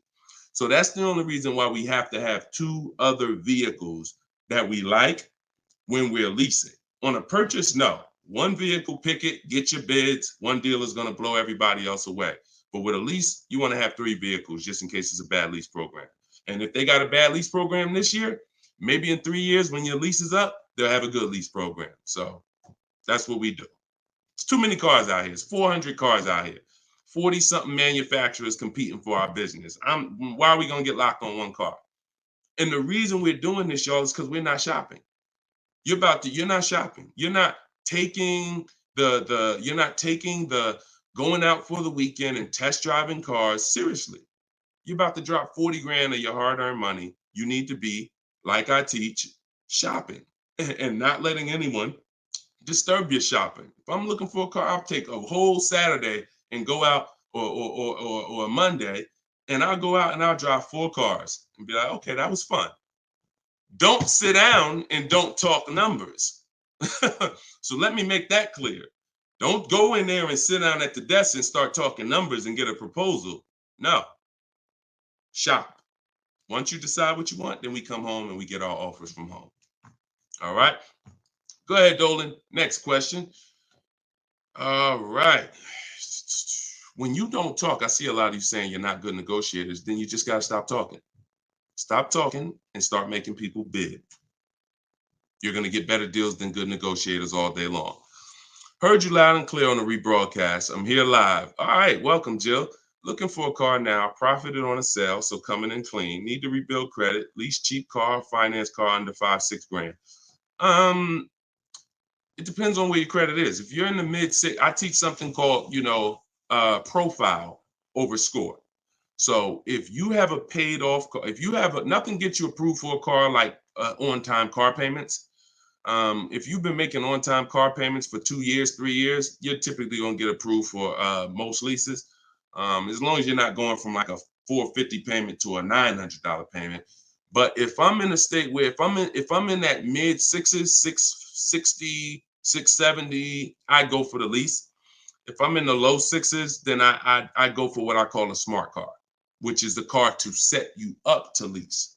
So your goal is to get the least expensive car you can get a loan on, quality car. You want to go small as possible, and small as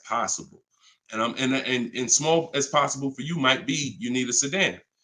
You might need 3 rows. But I teach something, and that's what we were talking about when I posted that review that Barrett wrote for our book today. He was like, we get a wish list for needs versus wants, because oftentimes we confuse these.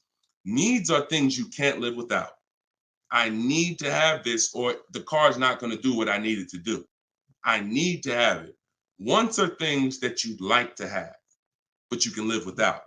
When it comes to getting a smart car, and it's not the little smart car, y'all. I have a different. That's a different meaning for us. It means saving money at the right time. That's what we call smart cars. Saving money at the right time. So if you can't qualify for a lease and you want to set yourself up, then the vehicle you get now is super important. The vehicle you get now could either set you back from leasing because you bought too much vehicle, payments too high. You didn't buy a dependable vehicle. It's not going to last. It's going to start having problems. It's going to break down. You might miss payments because of that. These are all the things you want to avoid. This is why I'm giving you these boundaries that you don't, kind of go off of.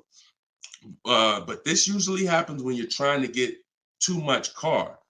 Quite honestly, if I was trying to get a smart car, I would be trying to get the smallest car I could, driving for 2 years. Let the family be uncomfortable. Listen, y'all, I know it's tight, but in 2 years, I'm gonna get out of this and I'm gonna drive off the lot in a brand new lease. So the key is the payment's gonna be low because those smaller cars are only 25 grand new, 28 grand brand new. When you get them used, you could get a nice one for about 10. Finance it. You don't have to take a 10-year-old one. So you want to get one that's relatively, good. It needs to last you 2 years, or the plan's messed up. So you get the smallest car you possibly can. You drive that 2 years. That's your sacrifice car, and then you flip out of that car. Well, after you have 2 years of on-time payments, you flip into a brand new lease, and then you're leasing new cars from now on. That's what I do, depending on your situation. If you're high sixes, mid sixes, and up, I go for the lease. If you're under that, then I would go for the smart car. Okay? All right, keep me posted. Good job. Just having a plan. Having a plan. Go ahead, shoot the next one up, Dolan. I forgot to tell you. Yeah, I see you, Jill, and keep that up. This is a different Jill, I think. This is a means to my dream car. I'm a patient. Yeah, I'm patient. My husband has the needs car. There you go. There you go. You can flex in 2 years. You can flex in 2 years. You do this right. You drive this car for 2 years. You don't miss any payments. Make sure when you're buying a $10,000 car and you finance it, payments are $250 a month for 5 years. You don't have to take a 6-year loan. You don't want to take a long loan on a smart car. You want to take a shorter loan, pay $250 a month. Now you're not going to miss those payments. Max at 300, depending on the interest rate, could go higher, 325. But the point is that's affordable. So it's not going to mess up the plan versus you trying to pull out in a $25,000 used car with a high interest rate. Now your payment's $575 a month. You get what I'm saying? So just stay focused, stick to the plan. All right. This is another Jill from YouTube, I believe. Buyout is, go ahead, keep that one up. Oh no, I saw that one. Get the one you just had up, Dolan, from the other Jill. Yep, thank you. So buyout is $36,000 on my 2023 Audi Q5. I want to lease a Range Rover Sport. Should I sell on my own or turn into the dealer? Doesn't look like, and I'm just going to tell you, this is not usually when we do an equity assessment. Now, if you can get out, break even, great. You're driving a 2023 Audi Q5. I don't know who told you that you could switch cars that fast, but it doesn't happen that way. And so the only time in history that we've been able to switch cars that fast is when there was a once in a lifetime seller's market, 2021, 2022, 2023. Once in a lifetime. Chip shortage, every single car was worth 5,000, 7,000, to some of the trucks were worth 10 to 15 grand more than they would normally be worth. Now, I told people back in 2020 that 2021 that was going to come to an end, and don't get used to this. But I told everybody who would listen, you need to cash out now because your vehicle is never going to be worth more today, never going to be worth more than it is today. But that's over.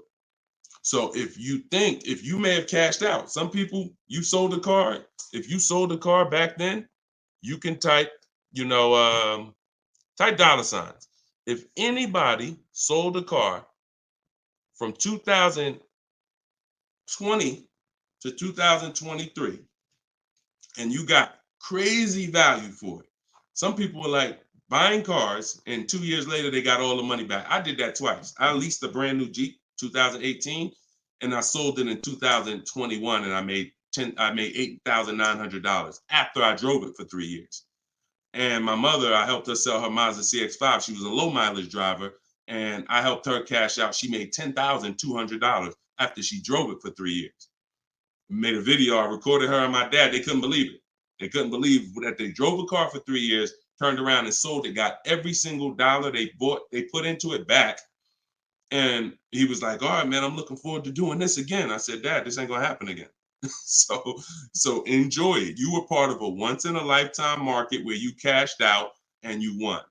But we cannot base our strategy anymore off that. That's over, and you'll get in trouble financially trying to do this. So there is no setup where you could buy a car or lease it and in a year, 18 months, trade it, replace that car. Just not. Because we already talked about earlier, let's take a $50,000 car. A year later, if you don't drive it 1 mile, what's it worth? Didn't drive it 1 single mile, just parked it right outside your house. 43, 44, max, absolute max. So when that car is losing value like that, whether you bought it or leased it, the asset, it's what the car is worth. Forget about the finances attached to it. You can't, and look, if it's a Jeep Wrangler, if it's a car that has a high resale value, like a Jeep Wrangler or a G-Wagon, these are top 10 best resale values in the world, then all I'm gonna do is after I lease it, I'm just gonna sell it and I'll make the equity. But I'm not going to look to trade that car or replace that car in a year, 18 months, break my lease contract. Now you do your equity assessment, Jill. Call your leasing company, find out what your payoff is. You said it's 36. Now, if you can get offers higher than 36, then you can get out. Very simple. So get the offers from the companies that I mentioned about 15 minutes ago. I laid out the 6 companies. But when you lease, though, you must put no on those websites. It's going to ask you, do you have is the vehicle owned, leased, or financed? You want to put owned, because something triggers on their websites. They think every lease has a third-party restriction. Most of them do, but if you just want to find out what the market value is for your car, and if you could get out and make some money or break even, then yes, you can jump out, no problem. But if you see that your buyout is this and all the offers are below that, then what you're now about to do, even if you say, because some people will say, all right, well, I'm gonna walk in the dealer, see if they can work a better deal than that. No dealer is going to give you more than the online buyers. So if you run those online quotes and all of them are less than your payoff, all a dealer is going to do is take the negative equity and the desperation for you to get out and roll that negative equity over to your next vehicle because you're desperate to get out for no reason. So that's the real. You can do what you want. I would suggest you don't get out of your lease. You don't break a lease contract until you can financially do it, which means I can break even, I can sell, and I can get equity, or either break even. Break my contract, but I'm not coming up with a dime because a dealer bought my car and I'm out of this thing. That's the only way I'm breaking a lease contract. I'm not rolling negative equity. I'm not going to create negative equity in a lease to get out of a lease early for no reason. It just doesn't make financial sense at all. All right, no problem, Jill. Happy to help. Happy to help. Okay, so that's step 2. See, the equity assessment step, guys, is so important. See, because it's the foundation of our deal. So when you look at step 1, the leasing versus buying question, how many years do you keep in the car? 8-year rule. That's step 1, super important. Foundational of your deal. As I said, you can't get a good deal if you purchase, but you should have leased. Impossible. You got a bad deal. I don't care how much money you get off. Now, second step is if I have a car to replace, I got to do an equity assessment because I need to know, is this car that I'm in going to be going to prevent me from making a move right now? Too much negative equity, I'm prevented from making a move right now. If I can get out, make some money, now I got some money. I can sell. I can put money in my pocket, put it in my bank. That means it's an asset. It's a blessing to me. So your car that you're in could either hinder you from getting a car or it can help you get the next car. That's why we always do the equity assessment before anything else. All right. I don't know why I'm frozen. Dolan, next question. Okay, now I'm back. I see. I'm just monitoring Instagram. Okay, and just so y'all know, everything that I'm teaching is out my new book. And look, I want to show y'all this. And before, keep that question up. Look, here we go. Boom. Look at that. 4.94. Thank you to everybody. We're higher now. I think we're up to 35 ratings, 28 reviews. So thank you to everybody who's reviewed the book on Goodreads. Appreciate you. And thank you for everybody who's using it. Make sure you are writing me with your success stories. Show me your deals so that I can post them just like I posted Tiffany's deal. But everybody can get the book. You can get yours for 90. It's normally $97. But as our welcome special, our book launch special, you can get it for $24, 75% off in my TikTok bio for 30 minutes, or my Instagram bio, or in the comment section of YouTube or Facebook. We have a comment pin for you.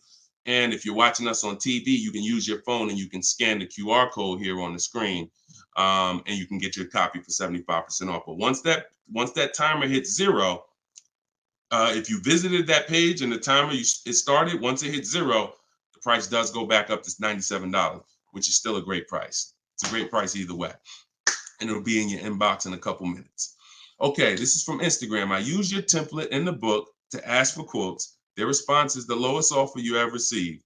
They are being difficult and giving me their best offer. What's the best way? Use the scripts. It's just conversation. Hopefully you listen and you have a separate email, because you're not going to have intelligent conversation with 5, 7, 10 dealers mixing personal emails. So every part of the system is important, having a separate shopping email. So everything in there is dealers. And now everything they're saying, we have a response for. Every single thing. It doesn't matter. Don't expect 80% dealers to be easy. Expect them to, hey, can we have a conversation? Hey, when can you come in? Hey, this be a whole lot easier if you're here. See, what we already know is we've given them all the information they need to give us a quote. So the best thing, the stages we move through in our conversation with dealers is, who has a car that I want? That's first. Our first set of scripts is designed to weed out the dealers who don't even have a car we want. Nothing to talk about. Nothing to talk about. So there are dealers who won't tell you they have a car. That's why we have scripts. Hey, when can we talk? I'll be handling my whole purchase online. Can you confirm if you have something that matches? Every one of my scripts ends with a question. If you're not going to use my scripts in my book, then you make sure every email you write should end with a question, never a statement. So what you're sitting at home and you are copying and pasting. Very simple. Everything they say, we have a response, because I use those scripts. I'm from inside the dealers for 14 years. I know those scripts. Hey, it'd be easier if you were here. Hey, we only do business in person. Hey, when can I get you on the phone? I promise it won't take long. All of the stuff they're going to say. Hey, we only quote in person. None of the people I'm talking to have said that. So should I remove you from my list? Always ends with a question. So your expectation may be, you thought by sending all the scripts, you were just going to get, oh, quotes coming in, everyone doing this. No, that's why we have scripts, because we keep the conversation moving forward. Everything they say, just go to the script, open the template. And just so y'all know, in my book, one of the best reasons why it's a digital book is because I link you to videos and I link you to documents, and that you can copy and paste. So that what this person is talking about is the templates and scripts that I've created for contacting and having these conversations with dealers. So, but everything they're doing is very predictable. You just change your expectation. I'm going to talk to several people and I'm going to weed this down to 5 offers. And out of the 5, one of them is going to beat everybody else. And then I'm going to use my counter offer calculator that Deshone made to send the counter offers and close my best deal. Take all the emotion out of it. Take all the emotion out of it. You should be emotionless at it. Nobody can hurt you. All right, you're at home in your living room. All right, go ahead. Mike said nobody gives us this info. I sold cars and the dealership wouldn't even give us any insight. Trust me, Mike, I understand, man. That's why I love the 20% of car salesmen and dealers. They love what we're doing here because they know we were never taught this stuff. So we were never taught about leasing, financing. Thank God I was able to learn it, and I was able to, but we weren't taught about insurances, all the stuff that they should be training us on. We weren't taught. So I appreciate you being here, man. All right, go ahead, Dolan. Next question. Great questions today. Great questions. Let's go. I see you. Shout out to the people running the likes up on TikTok. Can y'all just keep tapping the screen every couple minutes if you could? If you enjoying the show, you getting value out of what we're doing, every couple minutes, if you could just tap that screen and keep running those likes up. I appreciate y'all. It lets TikTok know we talking big money over here. Yep, I see it. Thank y'all. Appreciate you. All right, this is Gary on YouTube. When leasing, is it all about purchase price? No, it isn't, Gary. Great question. When purchasing, it's always about purchase price. All in, out the door, tax fees, everything included. Purchasing is always. Now, leasing, we get our lease offers, and this is where we eliminate the term down payment. We no longer say down payment. I want you to eliminate that word, those words from your vocabulary. You want to replace them with total out of pocket. Total out of pocket. So all of our lease offers we're going to get is following the 1% lease deal principle, which is, because some people, I know Judith still asks, oh, hold on one second. Hold on.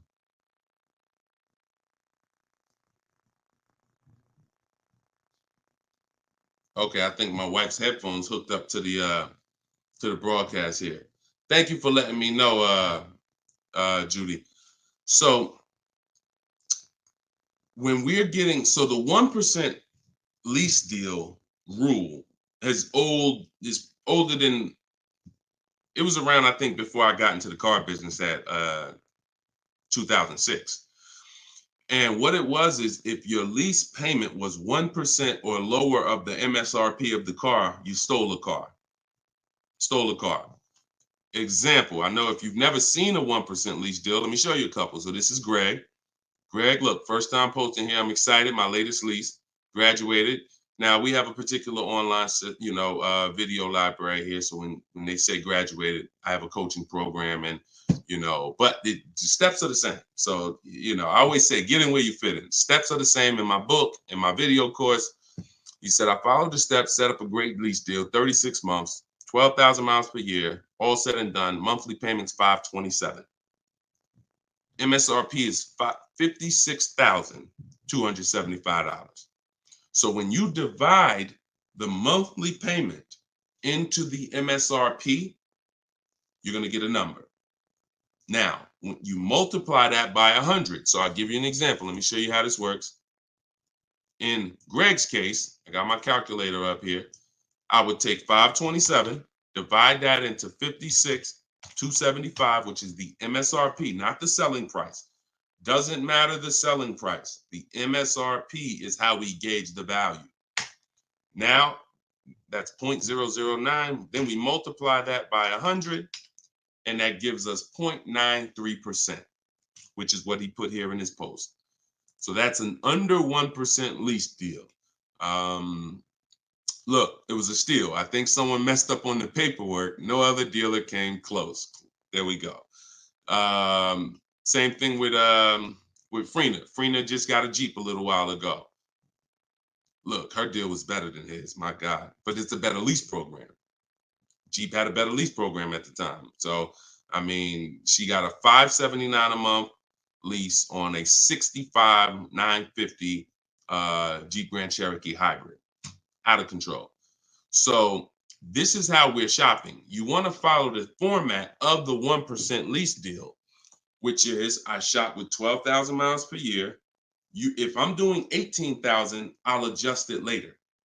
If I'm a high mileage driver, who's a high mileage driver? You drive more than 18, 20,000 miles per year plus. Who's a high type HM if you're a high mileage driver?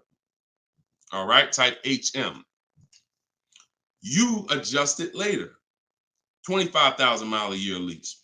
You always shop with 12 because that's how we judge. I see you, Mr. Silver. That's how we judge. I see you, Ado Johnson.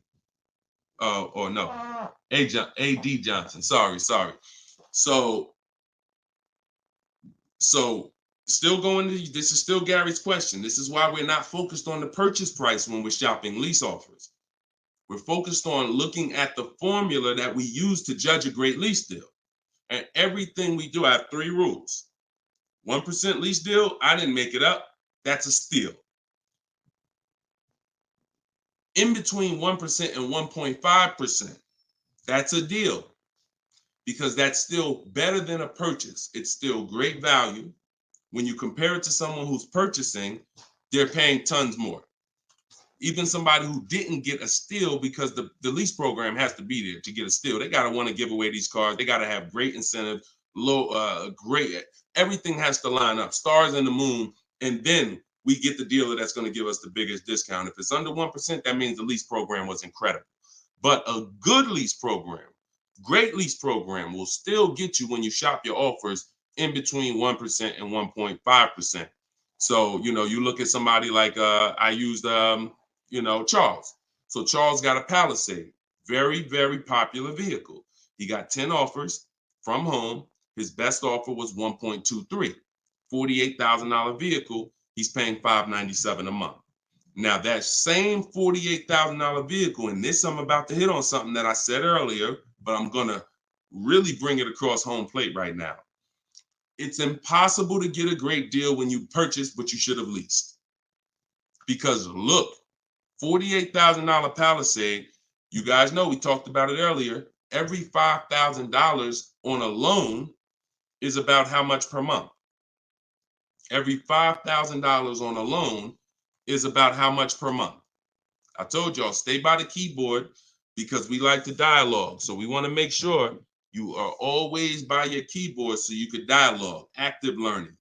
That's how you're going to get the most out of this show. Active. Okay. Anybody type it yet? Okay. Thank you, Dominic, on TikTok. Yes. $100. So that same Palisade that Charles is driving right now for $597, there are people who financed it, no money down, and they're paying almost $1,000 a month, $900 to $1,000 if they got a 5-year loan. If they took a 6-year loan, they're probably paying $8 something a month for 6 years. He's paying $597.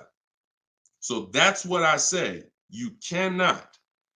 And even when you have a good lease program and you get your offers, 1.23, 1.25, 1.3, great value compared to purchasing that car. You're avoiding the depreciation that someone who's purchasing is going to take, and it's no comparison.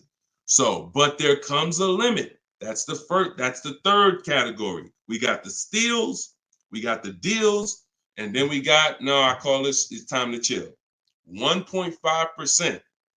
Above that, it's not a deal. There's no value there. There's very little value there. No, there's no value. And I'm going to tell you why. Just add up all the payments. 1.5%, we're paying too much for a vehicle we're giving back. It's very simple. We're paying too much for a vehicle that we're giving back. When you take hold on, let me get rid of this. Put the banner back up for those of you who want your book at 75% off. Just scan it right there. Once you get above 1.5%, there's no value, because if you take a $40,000 vehicle, a steal at 1% is $400 a month. A deal is between 4 something and 6. That's 1 to 1.5. 600 a month. Now, above 600 a month, let's take 650. That's 650 divided into 40,000. 650 divided into 40,000. That's a 1.6 lease. I never signed it. Never signed it. I'm gonna tell you why. 650 times 36 months, $23,400. $23,400 I'm paying over 3 years for a $40,000 vehicle that I'm giving back. I paid more than half of the vehicle to give it back in 3 years. So those of you who always wondered what the 1.5% rule, I had to create it, because the 1% rule, a lot of savvy people knew about it. But I noticed There was no threshold for when a bad lease deal. When are we at a bad lease deal now? We know what a steal is, but what's the bad lease deals? And when I started looking at the comparison to purchasing and then the giving a car back, once you get up above 1.5%, there's no value in leasing that vehicle. Next. Clear? We don't sign bad lease deals. Only time we did that, I'm gonna tell you something. All through the pandemic, I had people making 5, 7, 10 grand. Kid you not, hundreds of them. If they were making that kind of money selling their leases, then that was the only exception. Some of them will take a 1.6 lease, put money down. Some of that big equity they had that they didn't even know they were going to have, they would put it down to lower their payment. But that was the only exception back then. I never co-signed somebody doing it now. Okay? There we go. Gary, Gary, in my TikTok bio, are you on my email list? Send me an email. You want the whole, you just send me an email and we'll make sure we get you in. And that's a special price, and I'll get you the special price to join us. Okay. I don't know how, can we communicate on YouTube? I don't think we can. I think we can only communicate. If you follow me on any of the other platforms, Gary, YouTube, TikTok, Facebook, Instagram, they allow those direct messages and we'll be able to see you. Just send me a message and I'll get you some. I'll have the team find some special link to get you in at the at that price. All right. MSRP, Todd, is always the bottom line. Okay, this is a great question. Hold on. We'll pull another question up, but I want to do Todd's question he just asked right here. He said, do you include freight and handling in the MSRP calculations? That's a great question. Very common. Let me show you this. When you are looking at the MSRP, y'all, leases and purchases of brand new cars. Used car purchasing is different. But when you're shopping, we're always shopping based on the MSRP. So let me show y'all this. I'm actually going to save a window sticker right now, and I'm going to bring it onto the show. Hold on. All right, so let me go here. Boom. Check this out. All right, here we go. Hold on, it's loading, boom. All right, so here's a window sticker. Now, these numbers could be a little confusing. We want to go right there. Right there. Total MSRP is all we care about, right there. Total MSRP. Because you do pay for destination to get the car from the factory to the dealership. That's included. Like that's we pay for that. So it's no problem. We need to know. You don't want to account for any of these numbers up here before the option. It's always the bottom line MSRP, total MSRP. Now, if you ever see an addendum next to a window sticker, you see a handwritten addendum or a typed addendum that takes this total MSRP and it gives some other stuff next to it, we pay no attention to that. And in my case, if you're using what I'm teaching you, you would never even be talking to that dealer about getting a quote until you got home.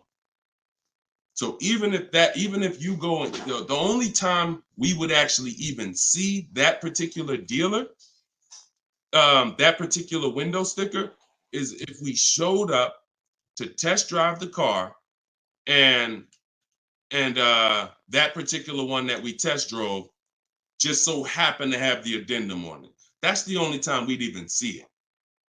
Quite honestly, it's no way. It's not even something, because we never talk numbers in the dealer. Your leverage is at home.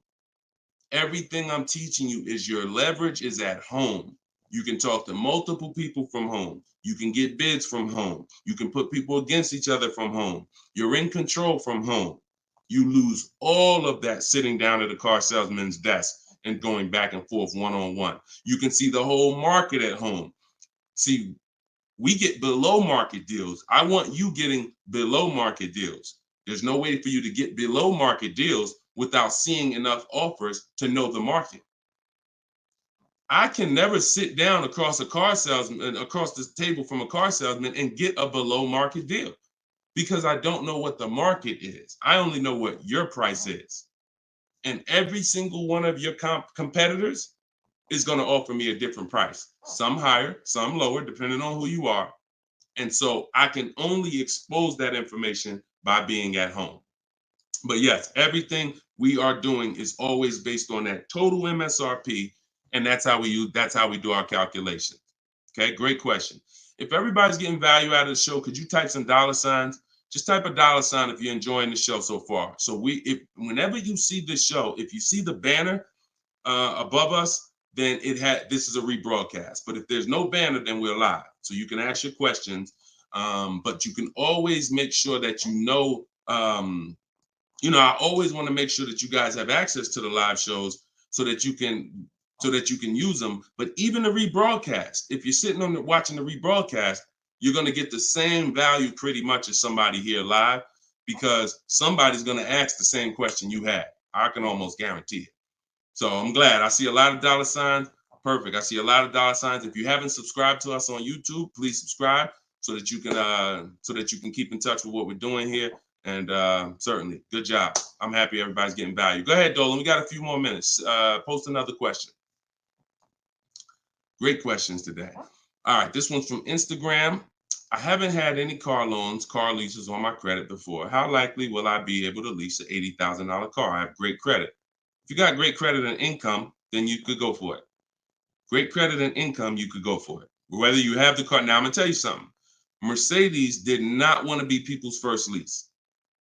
So there are snooty brands out there. I cannot tell you because BMW may not be that way. Audi may not be that way.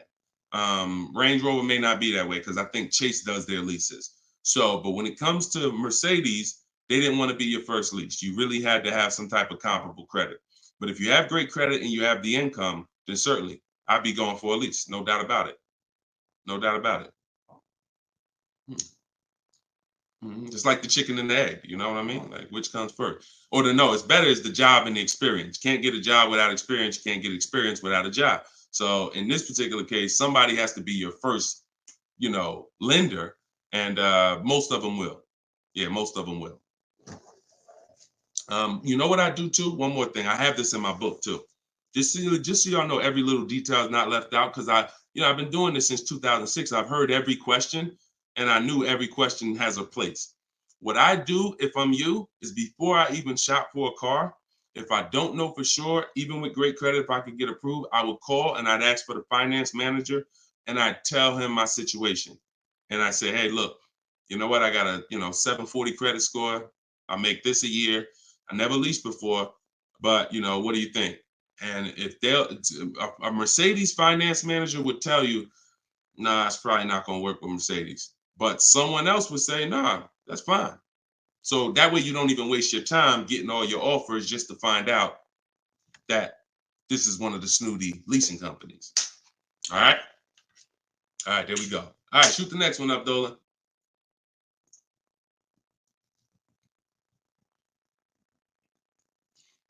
Jason Hughes from IG. 12 to 15K in equity. Great job. Okay. I mean, it's nothing you did, but if you got the equity assessment and you got bids, great job. Now, wait a minute. It doesn't sound like you got bids. And I'm going to tell you why. Because it wouldn't be an equity range. That sounds like an estimate. In fact, it doesn't sound like an estimate. It is an estimate. 12 to 15 is an estimate. When we get bids, when we do our equity assessment, we're getting bids and we're like, hey, I have $13,580 equity based on my highest offer from Driveway.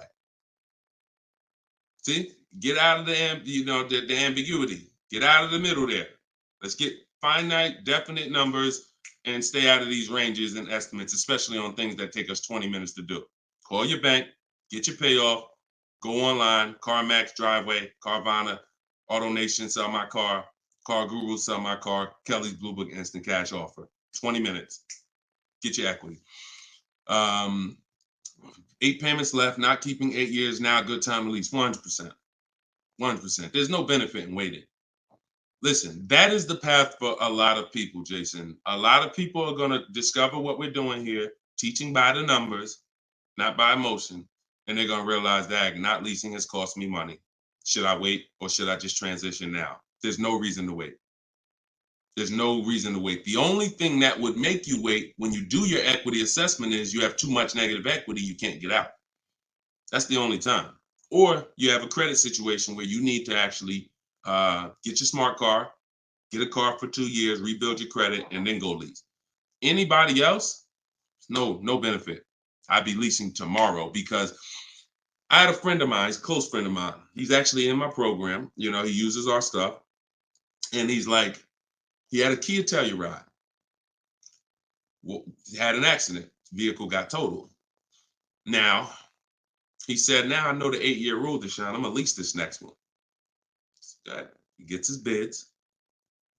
Last week, he leased the Kia Telluride for under $500 a month. The same vehicle that he was paying hundreds of dollars every month for. More.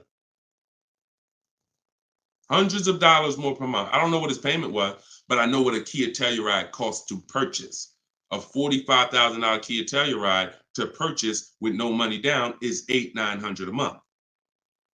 So he's literally under $5, no money down, when he was just paying hundreds more than that. So you're in the same situation. No point in waiting. Transition to a great value lease. Get your offers. You wish you could. You wish you would have did it sooner. All right. Go ahead. Next question, Dolan. Car brands will no longer offer V6. Buy the lease. Let me talk about this question on TikTok. Not right now. Get the next one. Go ahead, Dolan. Put the one you're gonna put out. But get that question that this person just posted about car brands no longer offering V6s. Should he buy the lease? If you have one ready, though, put that one up. Deshone, will your book work for both lease and buy? Well, you know what? Let this person answer that for you because we just got this review. This book is outstanding. This is Barrett. And you can see all our reviews on goodreads.com. Must read, must have for anyone seeking to buy, lease, or even sell a car. It is presented in very professional, easy to follow, step-by-step manner that covers every situation. Every situation. Does your situation, Keith, fall under every? If so, we got you. Every situation from buying, leasing, with cash or credit, good or bad. Only thing that Barrett didn't put in there is used cars or new cars. That's in there too. So absolutely. So yes, I'll put the banner back up for all of you who are watching us on TV. You can scan the QR code here with your phone, with your camera, and you can get your book for 75% off, or you can go to deshonsbook.com. We have the link in the comments on Facebook or YouTube for you. And if you're on Instagram or TikTok, you can go to my bio, click that link, and then click the button for the 75% off and get your book for 75% off. You won't pay the normal $97. Okay? But yes. All right. I have a 2020 Nissan Sentra. This is Key. I don't want to butcher your name, so I won't try. But from YouTube, I have a 2020 Nissan Sentra. Had it for 2 years. My miles are 64,000 highway miles. Okay. I know I don't have equity. I was told don't trade it in. Would be a bad decision. It's true. We don't trade cars in. We get bids. So you need to find out what your equity position is. See, many of you are finding out right now how important the equity assessment is. Whenever you have a current car, equity assessment. So when you call your bank, get your payoff, then you go and you get the offers, you're either going to be in a positive equity position or a negative equity position. Now, if you're in a negative equity position, there's three solutions for negative equity. 2 of them lead to a car, 1 of them doesn't. First is you get all your offers and you can pay the difference because these are the highest offers. So whenever the highest offers are these online bidders. They pay more than car dealers. In fact, 3 of them are car dealers that are bidding. So Kelly's Blue Book, Car Gurus, and AutoNation are car dealers bidding. CarMax, Driveway, Carvana are online marketplaces, used car marketplaces bidding. So you're getting a wide range of diverse offers from people who compete every day to buy cars. and they cut you a check right then and there. They do an hour. Both times I went to CarMax, me and my mother separately, we were out in an hour. I've had people who sold to Carvana, Kelly Blue Instant Cash Offer. They do their inspection. And then they bring you a check. So if you can pay, let's say you said you don't have equity. So if that's the case, then you may have negative equity, which means you might owe 30 and your highest offer is 28. Then I would come up with the 2,000 and I would pay the difference all day long because I'm still winning through a bid. My car's value is maximized through a bid. And if I don't get bids, I'm not maximizing my car's value. So now, second, when we can't pay the difference, then that means we must trade.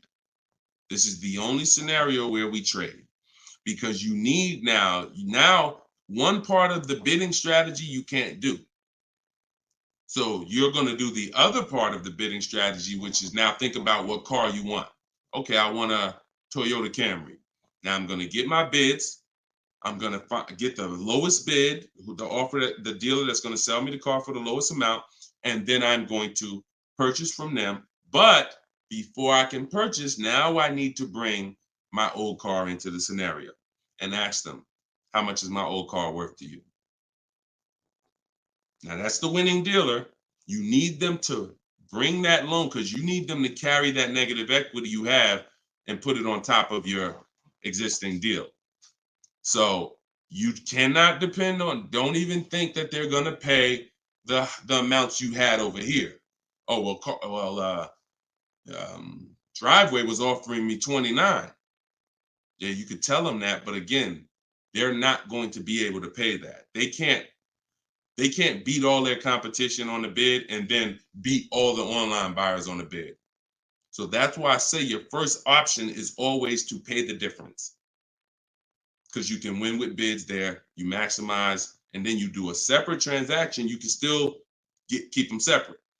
But if you cannot get bid, if you can't pay the difference, your only option is you have to trade that car in, and then you're going to let the dealer who you buy the car from wrap the negative equity into the existing lease. It's hopefully it's a lease because there shouldn't be any reason you're trading that car unless you just want a lease. To buy another car, unless you're saying you're keeping it 8 years, which, like I said, most people, I've been doing this for years, they're going from a finance to a lease. Now, one more scenario. I told y'all, it's 3 ways out of negative equity. One leads to no car. You have too much negative equity and you cannot put it on top of the actual deal because banks have loan to value ratios. So if you have $10,000 of negative equity, you can't just slap that on top of a $30,000 or $40,000 car. It's going to be too much unless you put money down. So you can't if you got some cash, you can make the deal happen, but you're not going to be able to do a no money down deal because you're looking to have the bank approve the car, the tax, the fees, which probably another $1,500, and 10 grand of negative equity. And then you want to find that's too much because the dealer has to go to the bank and say, we know this car is priced at 40, but we'd like you to lend this person 54. They're not going to do it. They might lend max 50. So the more negative equity you have, if it's too much, you're either going to have to bring some cash to the table to get the deal done. And if you have no cash, you got to wait. You got to pay down the car. It's the only option. That's why I say, know the cause of negative equity. It's usually because you haven't leased. 99, I could tell you the way out. I just gave you the way out. That's in my book, 3 strategies for negative equity. But when if you don't know the cause and you just turn around and get another purchase and you're not keeping it 8 years, you're going to be in negative equity again and again. And there's plenty of people, and some of you, maybe you, where you're like, dag, Deshone, that's me. Every time I go get a car, negative equity, negative equity, negative equity. It's like a vicious cycle. And the solution is you need to lease. What's causing that is you don't lease. So you're overpaying by thousands of dollars. All right. So Listen, y'all, we will be back. We like to do these shows twice a day. If you're on my email list, you'll get the notification. We like to get through as many questions as possible, keep this around an hour, 15 minutes. And so all of you, appreciate you coming.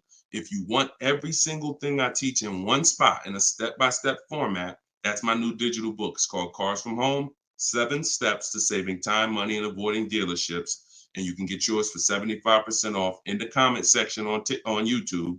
We got a comment section that's pinned, deshonsbook.com. Same thing on TikTok. I'm the same thing on Facebook.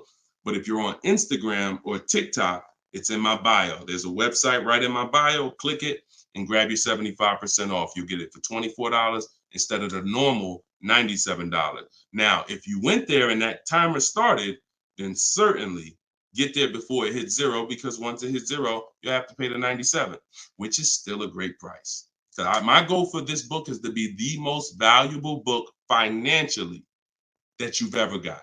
That is my goal. So use it. Write me with your success stories. Show me your deals when you pick up your cars. Write me, email me, Deshone, just like Tiffany did. I want all of you emailing me your deals so that I can share them on the show. All right. So we'll be back. We'll be back with the next show. This was episode 9. Thank you for coming, and I will see y'all on the next show. God bless you.